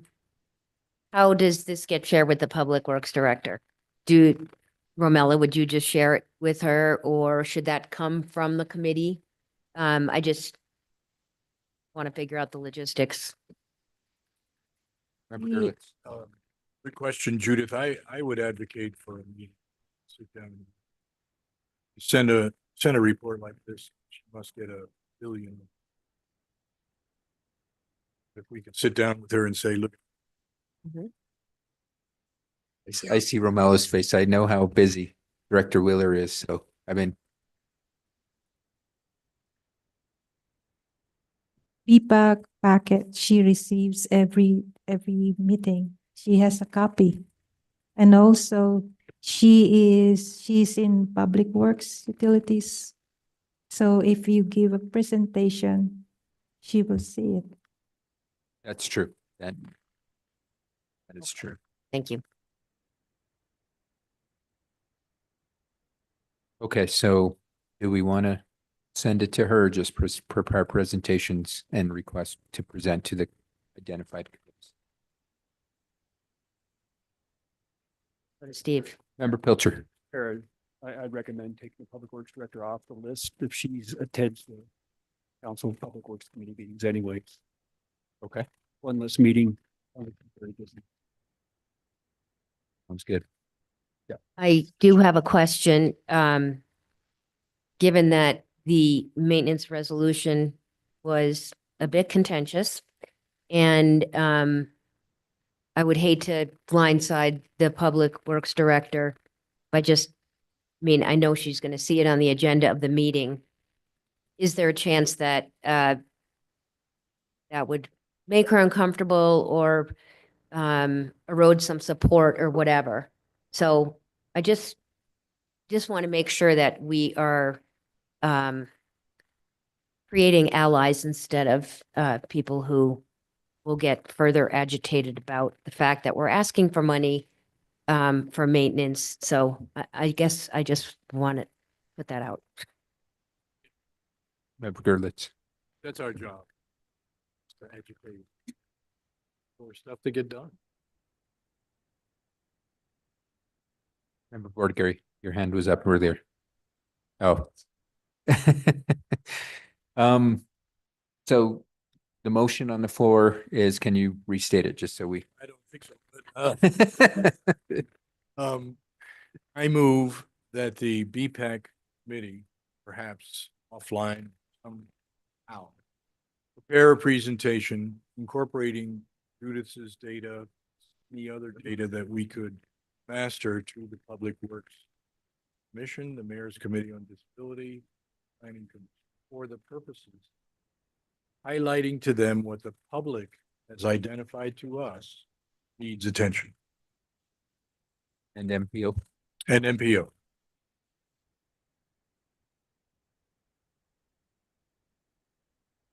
Okay, so. It would be up to us as a BPAC advisory council to get together, or a few of us who want to. There. Well, and dependent on when we can get on the agenda for any of these committees, there probably would be a BPAC meeting in between them. Just because, for example, a lot of the committees only meet once or twice more for the remainder of this calendar year. I think, for example, quality of life meets once more. Public Works and Utilities, I don't know if we meet until December, do we? We do. Next Monday we meet. Yeah, so we'll have time if I'm trying to forecast for us. We'll have time to bring this back before the body if they wanted to be approved the presentation. Okay, Member Bordigary. It wasn't gonna do this, add to it, but, and I maybe should know this because I've been on that committee. One of in the responses, we list restriping on that line. I did not see signage prominently enough within whether we asked the question about that. I contend that a lot more signage, visual communication is actually the lowest hanging fruit for this, but I just wondered, because I don't want to lose sight of that. It's cheaper for the city to make the bunch of signs. Are you talking about it in relation to maintenance of the trails? To me, that's maintenance. Is that not maintenance? It is. That's probably my question. I just raised that issue. Maybe And I that think gets into, It comes down to how we present the information. That's the presentation. That's the meat and potatoes of it. You Yeah. can look at the survey results, and I think we don't definitely want to blur the lines of what residents told us through the survey results, but right. Member Gerlitz. I think what they're And talking, then we'll go to Mr. Abo, Member Gerlitz, and then Member. I think what they're talking about is safety and things that can be done that would increase bicycle usage and pedestrian. use. Yeah, you can broaden the definition of maintenance because it increases safety and usage of walking and biking. Signage, pothole repair, weed extraction, et cetera, et cetera. All falls in. Okay, any other comments? Or Member Abo, sorry. Thanks. Mr. Chair. I think that if we were in preparing this presentation, if we were to go back through the last few meetings worth of minutes, we can extract comments from the public, although they were not in this survey.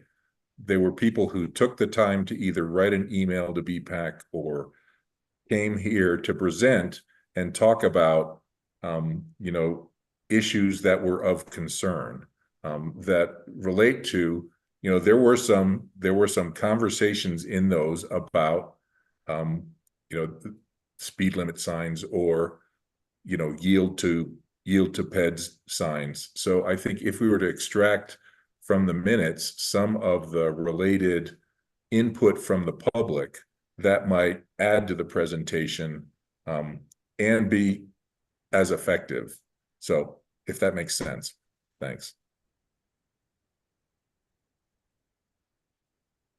Any other comment? Member Gabriel. I do think we can go beyond this this survey with our presentation because there are a lot of issues to address.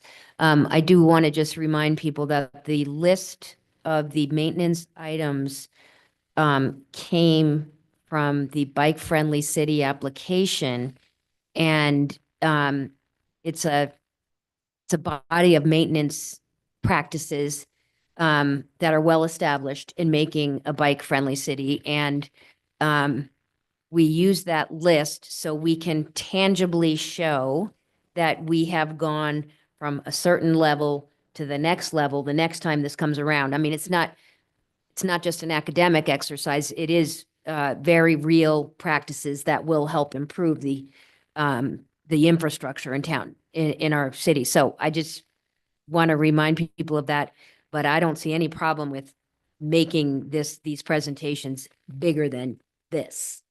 So I think that's a great idea, and we can certainly work on that. Thank you. Any other comments? Or none? Ms. Gloriosa Mas, can we get a roll call vote, please? Yes, Mr. Chair. Member Abo, Yes.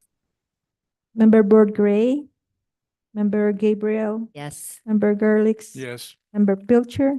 Yes. Member Pengili, Yes. Member Schiffmiller, Chair Garcia, Yes. motion passes. Okay.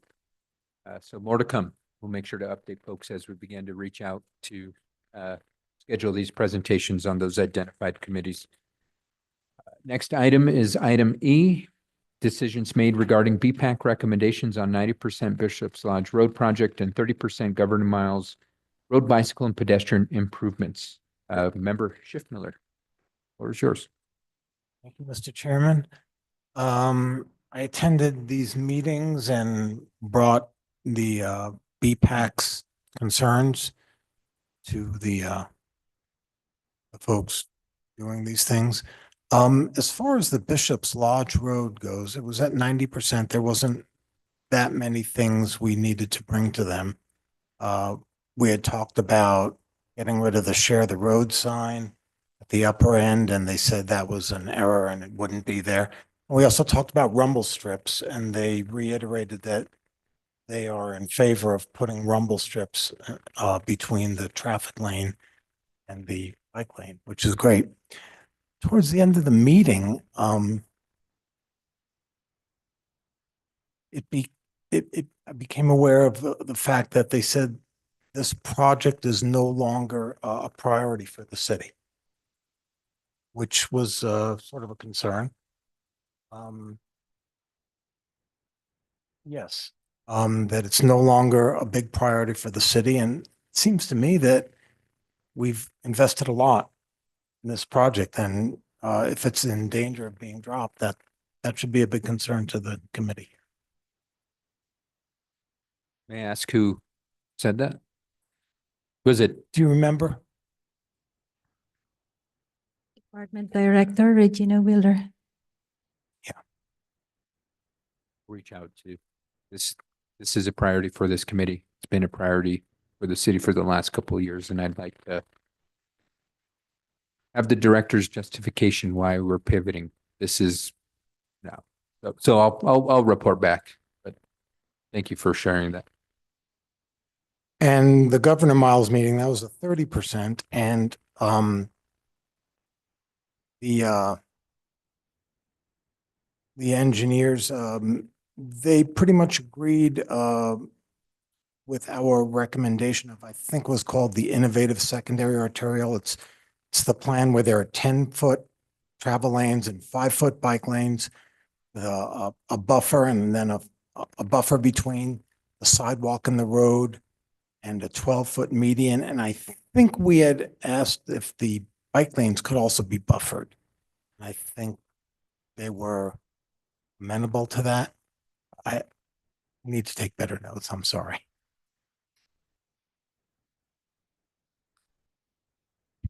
We're going to meet tomorrow. Right. But in my recollection is that there is no median, so there's no turning lane. Member Dan Painter would like to have a turning lane. So they went with the modified collector, not the innovative. Yeah, so secondary. it is Okay, I the, made a yeah. mistake there.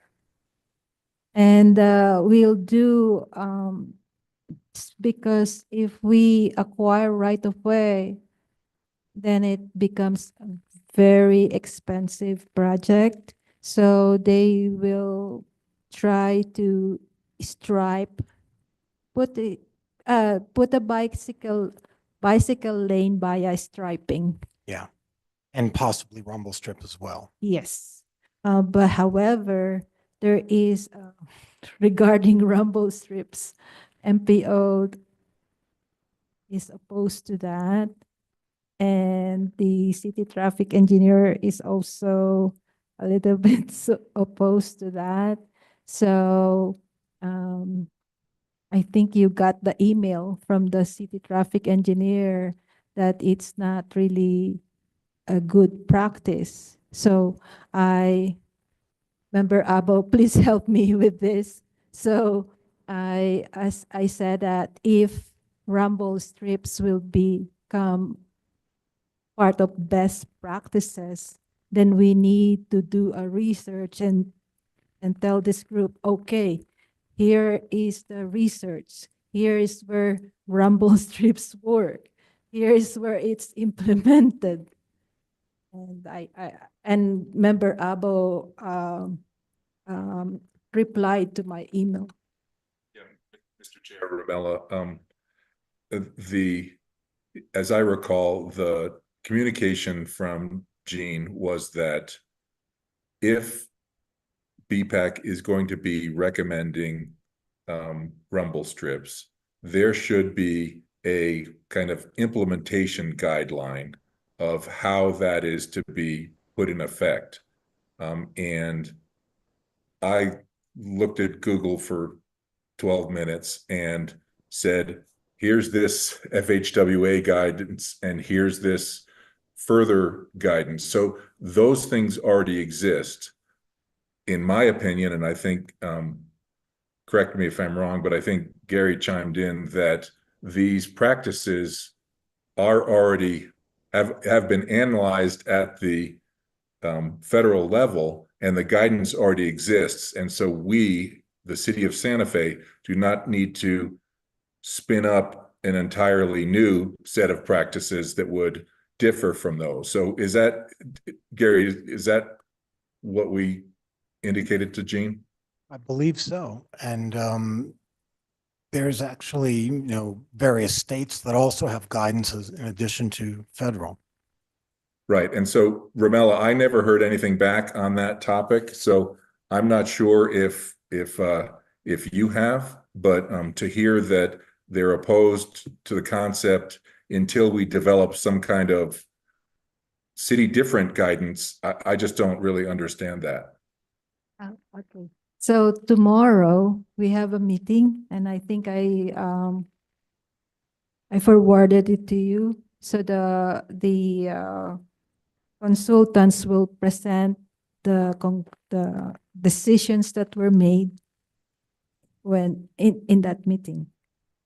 But I don't think there will be rumble strips. But so tomorrow, maybe you can make your request more solid.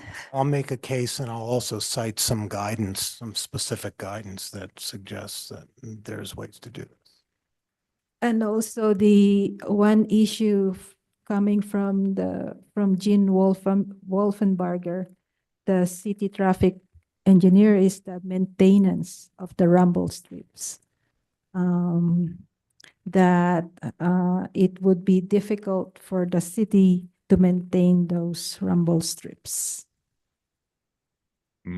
Correct me if I'm wrong, excuse me, Mr. Chair, Ramella, correct me if I'm wrong, but there really is not rumble strip maintenance. That's one of the benefits of them. Rather than putting the above the pavement, it's just a divot. And when someone rumbles, it like knocks all the dirt out of it. So I just don't get that. But you know, these guidance documents are like 40 pages long and they really address those kind of things. So Gary, I would hope that you can make a case at whatever this meeting is tomorrow. That sounds great. I will attempt to do so. Thank you.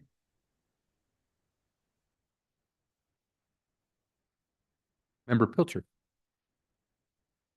I think at the July meeting, Dan Painter presented some information regarding rumble strips. I can go back and look at your packets. First page is from the Adventure Cycling Association. There is some information out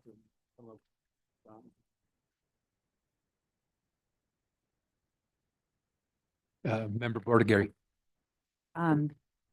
To chime in on that, I remember that, and I was the one that was like rumble strips. When you hear the word, you're like, what, raised dots? And then those get scraped off by snow. And you said that it's divots. Is that right? It's divots. So maybe the terminology, just I always talk about this stuff. Language matters. And when you say rumble strips, you know, it's like, what is it? Is it this raise, you know? I don't know. You'll talk about it at the meeting tomorrow, but they shouldn't call them rumble strips anymore. Figure out a way to refer to them as a beneficial way to do it. That's my 2 cents. Thank you. Any other comments?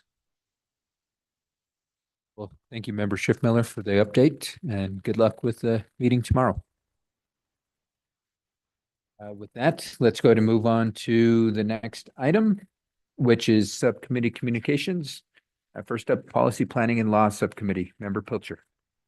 Not much report, though. I think after next month's meeting, we're going to have further discussion regarding the issue of speeds on multi-use trails. And then depending on what the committee directs out of that, there may be some work for us to do in terms of drafting whether it's a resolution, whether it's a ordinance change, something that matter.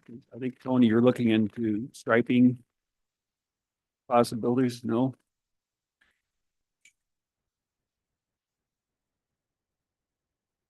Okay. Yeah, I'm doing a little bit of research on other communities that may have imposed speed limits on multi-use trails. But that also could involve signage, that comment from earlier this evening. Anyway, so that's waiting to get direction before we move forward.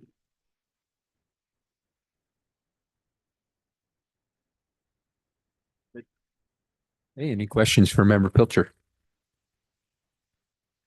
Hearing none, let's go ahead and move on to promotions, education, and communications. Member Gabriel. Let me just have a brief update. Tony and I staffed a table at the opening of the Cottonwood Trail. I know you were there, Councilor Garcia, as well as some other dignitaries, but we were at the other end. And it was a very sweet and fun event. I do have a concern that there are no trash cans on that trail. And I know that the trail got vandalized before we even had the grand opening, so I know the potential is there for there to be some trashing of the trail. So I'm wondering if some trash cans can be put on that trail so that it stays the lovely trail that it is now. And I don't know if that's a Public Works request, a Parks and Rec request, so looking for advice on that. And that's all I have. Thank you.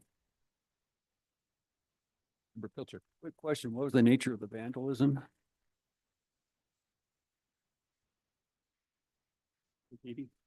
And then before we opened, there were lots and lots of trash on the side of the trail.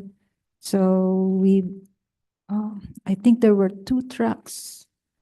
Our contractor, we asked them to please remove all those trash. And then graffiti on the bollards, now graffiti on the light poles. Before there were none, now. And then the warranty for the trail is 1 year, and it includes the light poles. So I asked, does the graffiti or any vandalism is included in that warranty? And they told me no, warranty only is for the cracks on the trail, not someone vandalized the light poles. It's not covered. If it's not working, yes, it's covered. So unfortunately, maintenance is not part of insurance, and Parks and Trails will not maintain it until the city accepts the project. We cannot accept the project until after the insurance or after the warranty expires. So it's 1 year. So when we are designing this project, there were issues from the public to how to put some trash cans and to put some, I don't know what's in English, for the dog poop. Dog bags. Waste bags. Yeah, and to landscape the trail, put some plantings. However, the parks director told us that there is no staff. There is lack of staff. And so we continue building these trails. They need to increase their staff to maintain these trails. Otherwise, don't build any trails anymore. So we don't have trash cans there. We don't have dog bags there because the city cannot maintain this trail. There's no landscaping as well. Member Pilcher. This year Parks Department ever looked at an adopt a trail program or anything of that nature? They have a program like that for medians, but not for trails. I assume there's a lot of people in the Cottonwood neighborhood. who are excited to have the trail. They'd probably be happy to go out and help maintain things like trash and stuff. Or even a school classroom or a science class or something could School adopt it. detention project. Or that.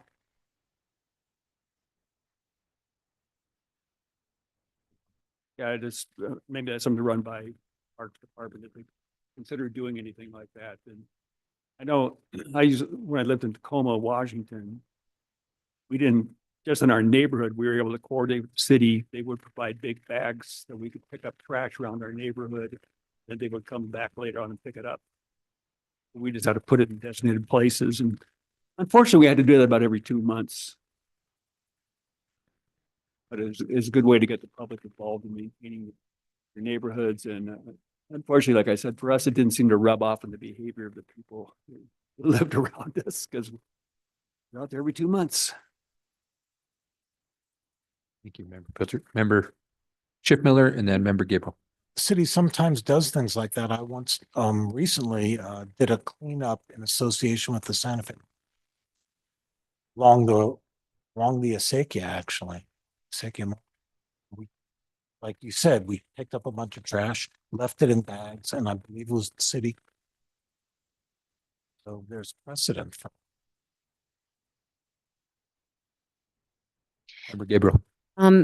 My question relates to Safe Routes to School. Do they ever try and get volunteers? I mean, this has been a big Safe Routes to School initiative. How would we go about reaching out to either the Cottonwood community, the school, and or Safe Routes to School to see if they'd be interested? Can we just ask them? Mr. Chair, Member Gabriel, we have Ryan Harris. He maybe next month, you can ask. And there is a safe route to school action plan that I've been asking him to present to the committee because the committee voted to support that for funding. So we can see the action plan.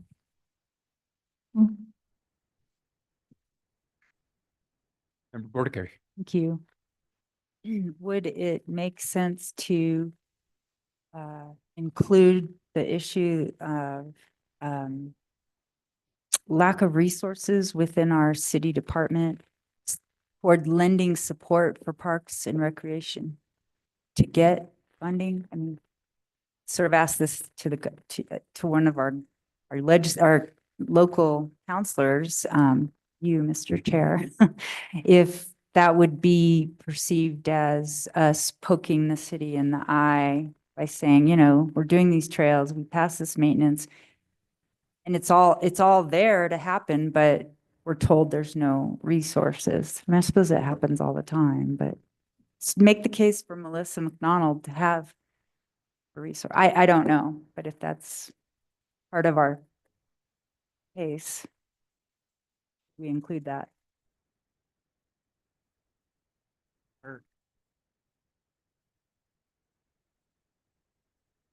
Any other comments? No? Okay, well, thank you for the report out. Next up is technical review. No committee members are identified. Is there a technical review subcommittee report? Mr. Chair, I do not know who's the chair of that subcommittee. So I did not put anyone. Okay. The chair is usually appointed by myself, right?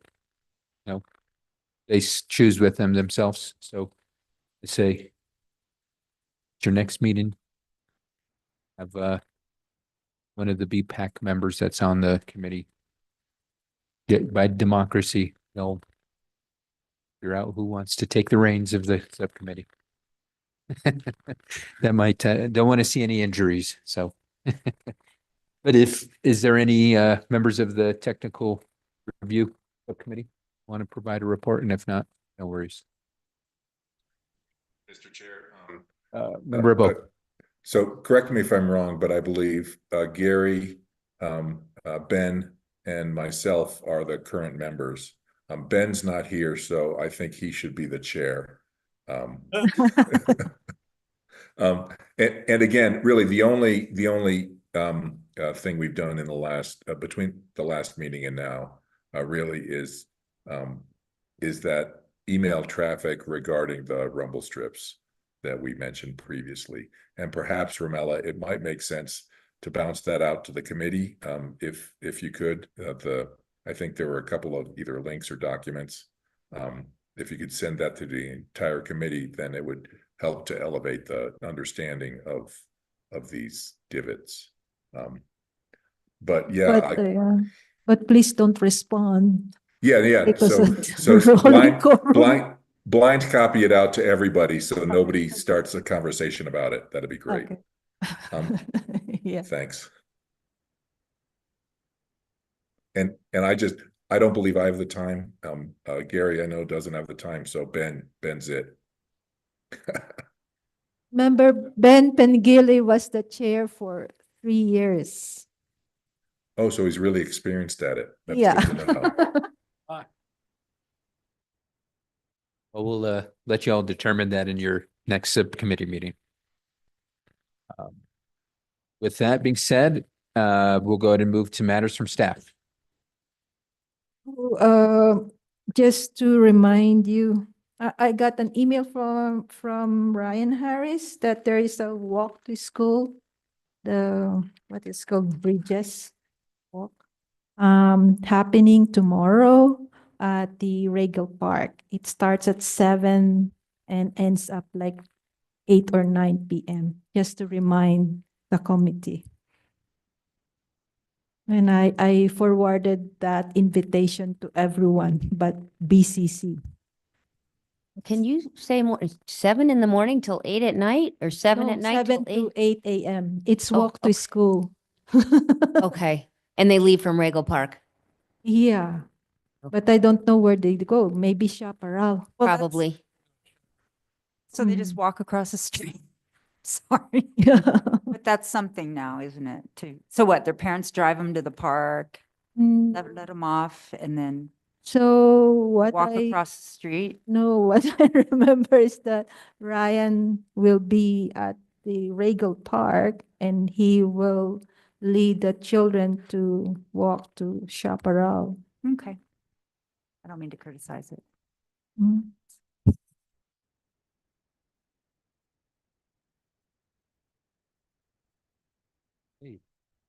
Any matters from the committee? Mr. Chair, Member Pilcher. see that the bond issue, it's the $25 million.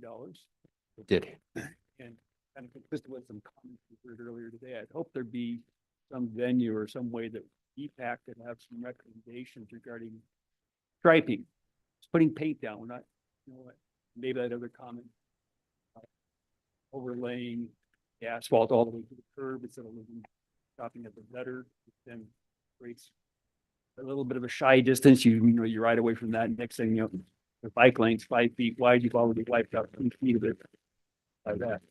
But yeah, I think it'd be good if we could have some input just on some basic things. Folks, they might take.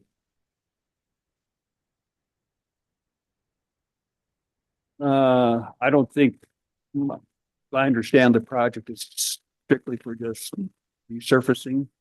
And obviously, which would require striping anyway. I don't know if there's any money in this budget for signs. I don't know if that was anticipated. I don't believe so. The project lists have been identified. The only unidentified locations are residential areas. But I definitely know that now that this bond is passed, the governing body will have to take action to begin to enter into the contract, so to speak, for it. So more to come. So having it pass is kind of the first major hurdle. And then we begin to actually get into the nuts and bolts of seeking bond issuance and somebody, all that financial stuff that comes. One other thing, I believe since our last meeting that Gary, Tony, and I all participated in Bike Santa Fe's bike audit at various locations throughout the city. I think we did that Sunday, the October 13th or 12th or somewhere around there. We still warm enough to wear shorts. I remember that. Anyways, but that I noticed I did a airport way from Cerritos down to South Meadows together with Jen, and we noticed that the same problem. Gutter coming out, and that's creating a little bit of a theme that you don't want to ride on, and so the whole bike lanes kind of reduced. Besides the fact they accumulate a lot of grit and trash and all kinds of other stuff. Have you seen a final report yet on the So I have. audit? You do? Okay. That's it. Okay, thank you, Member Pilcher. Shift Miller, Member Shift Miller, Member Gerlitz. I had two, so follow up on Steve's comment about the bike audit. I think Bike Santa Fe had identified 4 very in sites. We could have done the whole city. Steve was down on Airport Road. Gary and I were at Siler and the Maze Connector. So it's still being put together. We had about 4 different groups, do bike audits. As soon as we it was good, very good. The other thing I wanted to follow up on was that citizens comment. I don't know what to do or say about it. I did bring it to Bike Santa Fe's to get their opinion on it about this striping of the thing, or they really know. But it was universally. It is a multi-use trail, dog walkers, elderly people on it, kids, bicycles.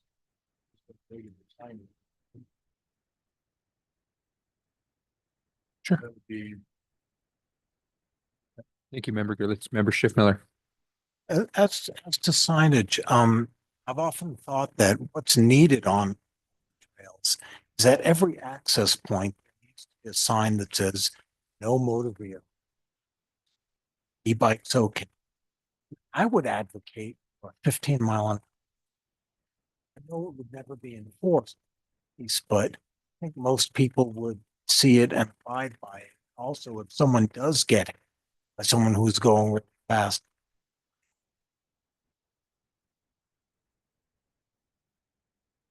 Thank you, Member Shift Miller. Member Gabriel.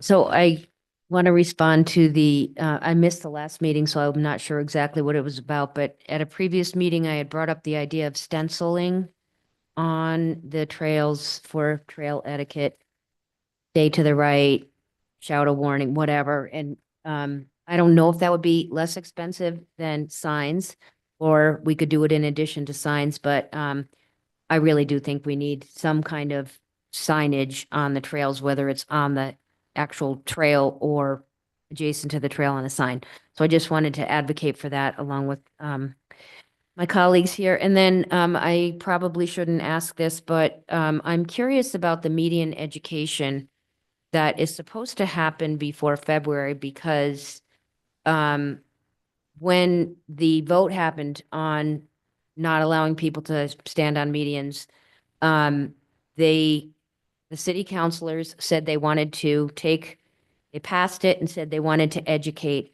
I have not seen any public education, and I'm curious about how they're going to do education, especially to the people who need it the most, who are the people who are on the median. So I'm curious about that. Counselor Garcia, is there a plan for that, or do you know what's happening? Fortunately, I have nothing to update, but that doesn't prevent me from asking because that is, it's a must. So, happy to provide an update at our next meeting. Hopefully I can provide an update. Yeah. Member Bordigary. Chair, this is tangentially related to transportation. Having read the article about the council considering raising fines for the noise, the car noise that's become a huge problem all over the city. I was pleased to see that you all took it back up. I have a question about, I think it said in one place how many tickets, 100 and something, that the police have issued. How are they enforcing it? It's a hard thing to enforce. And I think, we can, obviously, we can impose fines and pass ordinances, but it always comes down to enforcement. And does the police have enough? I mean, it's the same issue probably. The police gets a call for another emergency or something, but how has it been working? Did the police provide or get data about how this has been going and just what they're doing, and just, is there a dedicated effort to actually, implement? I don't know what it is, but it's the, can rail about the noise and we can say, but the cops have to, that's been put on their plates. And it really is an issue. It's a quality of life issue. We live in one of the most high quality of life cities in the world. And we do have that issue now everywhere. It's a culture. I don't want to sound, there needs to be a campaign. Building off what she just said, what Judith just said is, it's like driver education and, trail use education. A lot of folks aren't like a lot of us who've, we always use our bell and pass on the left and tell them. That's something we know. A lot of people don't. We want them to use bikes. How widespread is, I think that maybe I'm advocating for some kind of a education campaign to pitch certain sections of our city more so than others. South side, my side, our side of town. I mean, I know it's happening on Alameda and down here, but we're living with it out in the, used to be the suburbs, and then further south. So I'm raising that issue. I think we can address it better, and it does need to be addressed better. And there's so much acrimony around it, and there's just so much pressure from merchants and all, but why don't we try to solve the problem by educating people and then making it really known? You will be charged, you will be fined. And then anyway, that program is, appreciate what y'all are trying to do, but we really do have to get on it. Right. Yeah. So to answer your question, it is being currently enforced. As far as the statistics, I'd have to look them up for you. I know the chief provides us that. But increasing the fines is just one of the many tools that would be utilized to address the issue, because as you mentioned, enforcement, it comes down to the capacity of officers having the ability to enforce. And so that's where I've come from the stance of utilizing technology such as noise cameras, because it doesn't take away from an officer on the street needing to respond to another critical issue in our community. So the governing body approved with the budget $250,000 for a noise camera pilot program. I've continually asked where we're at with that, and I have not gotten any response. And I think that was because it was coming out of the tourism budget. It was going to be more so focused downtown, which is my concerns, because as you mentioned, it's not only downtown that's being impacted, it's every nook and corner of our community that's being impacted. And it needs to be a broader implementation of such, whether it's, noise cameras, looking at speed cameras. So that's something I've advocated for funding in the past. I will continue to advocate funding for that because, again, as you mentioned, passing and increasing fines, it can only have an impact if it's actually being enforced. I think that's the challenge we're seeing, unfortunately, across the board, outside of just the noise issues. It's the public safety issues and concerns residents are having, and the lack of capacity from our police force to be able to address everything in a sufficient and timely manner. They're doing their best, but there's a lot that needs to be addressed. So Appreciate it. And how about we citizens? I've taken pictures of license plates. And actually, one of the things I've done, it's an intimidating tactic, and I don't think that it's illegal, but just pull up to a car and take pictures of its license plates. And I'm taking my own, but I will do that. I will continue doing that. And I run the risk of being shot. I don't care. well, that's Vigilantes, I mean, it's peer I- pressure. I understand that stance, but that's not something I would advocate for, yeah. So we're working on it. I know that it's an issue, and I hope we can. Okay, any other comments from committee members on bicycle pedestrian issues? Member Abo. Thanks very much. I agree with Judith on the stenciling concept. I think that's a relatively inexpensive signage methodology and probably is very effective for education. But what I wanted to bring up is that in addition to the city's GOB question being passed, all of the county issues were passed. And so there is the Santa Fe River Greenway Trail Segment 4, which is to extend the trail along Caja del Oro, Cottonwood Drive, that passed, as well as the Rail Trail Segment 7, which is from 285 out to Lamy. Both of those passed, and so I just want to let folks know that those are things that will likely, the bonds will probably be sold in the next spring or summer. I'm not sure how they're going to stagger it, but they usually sell one every couple years, sell a bond, and then they can implement the construction project. So just wanted to let you know those two did pass in the county.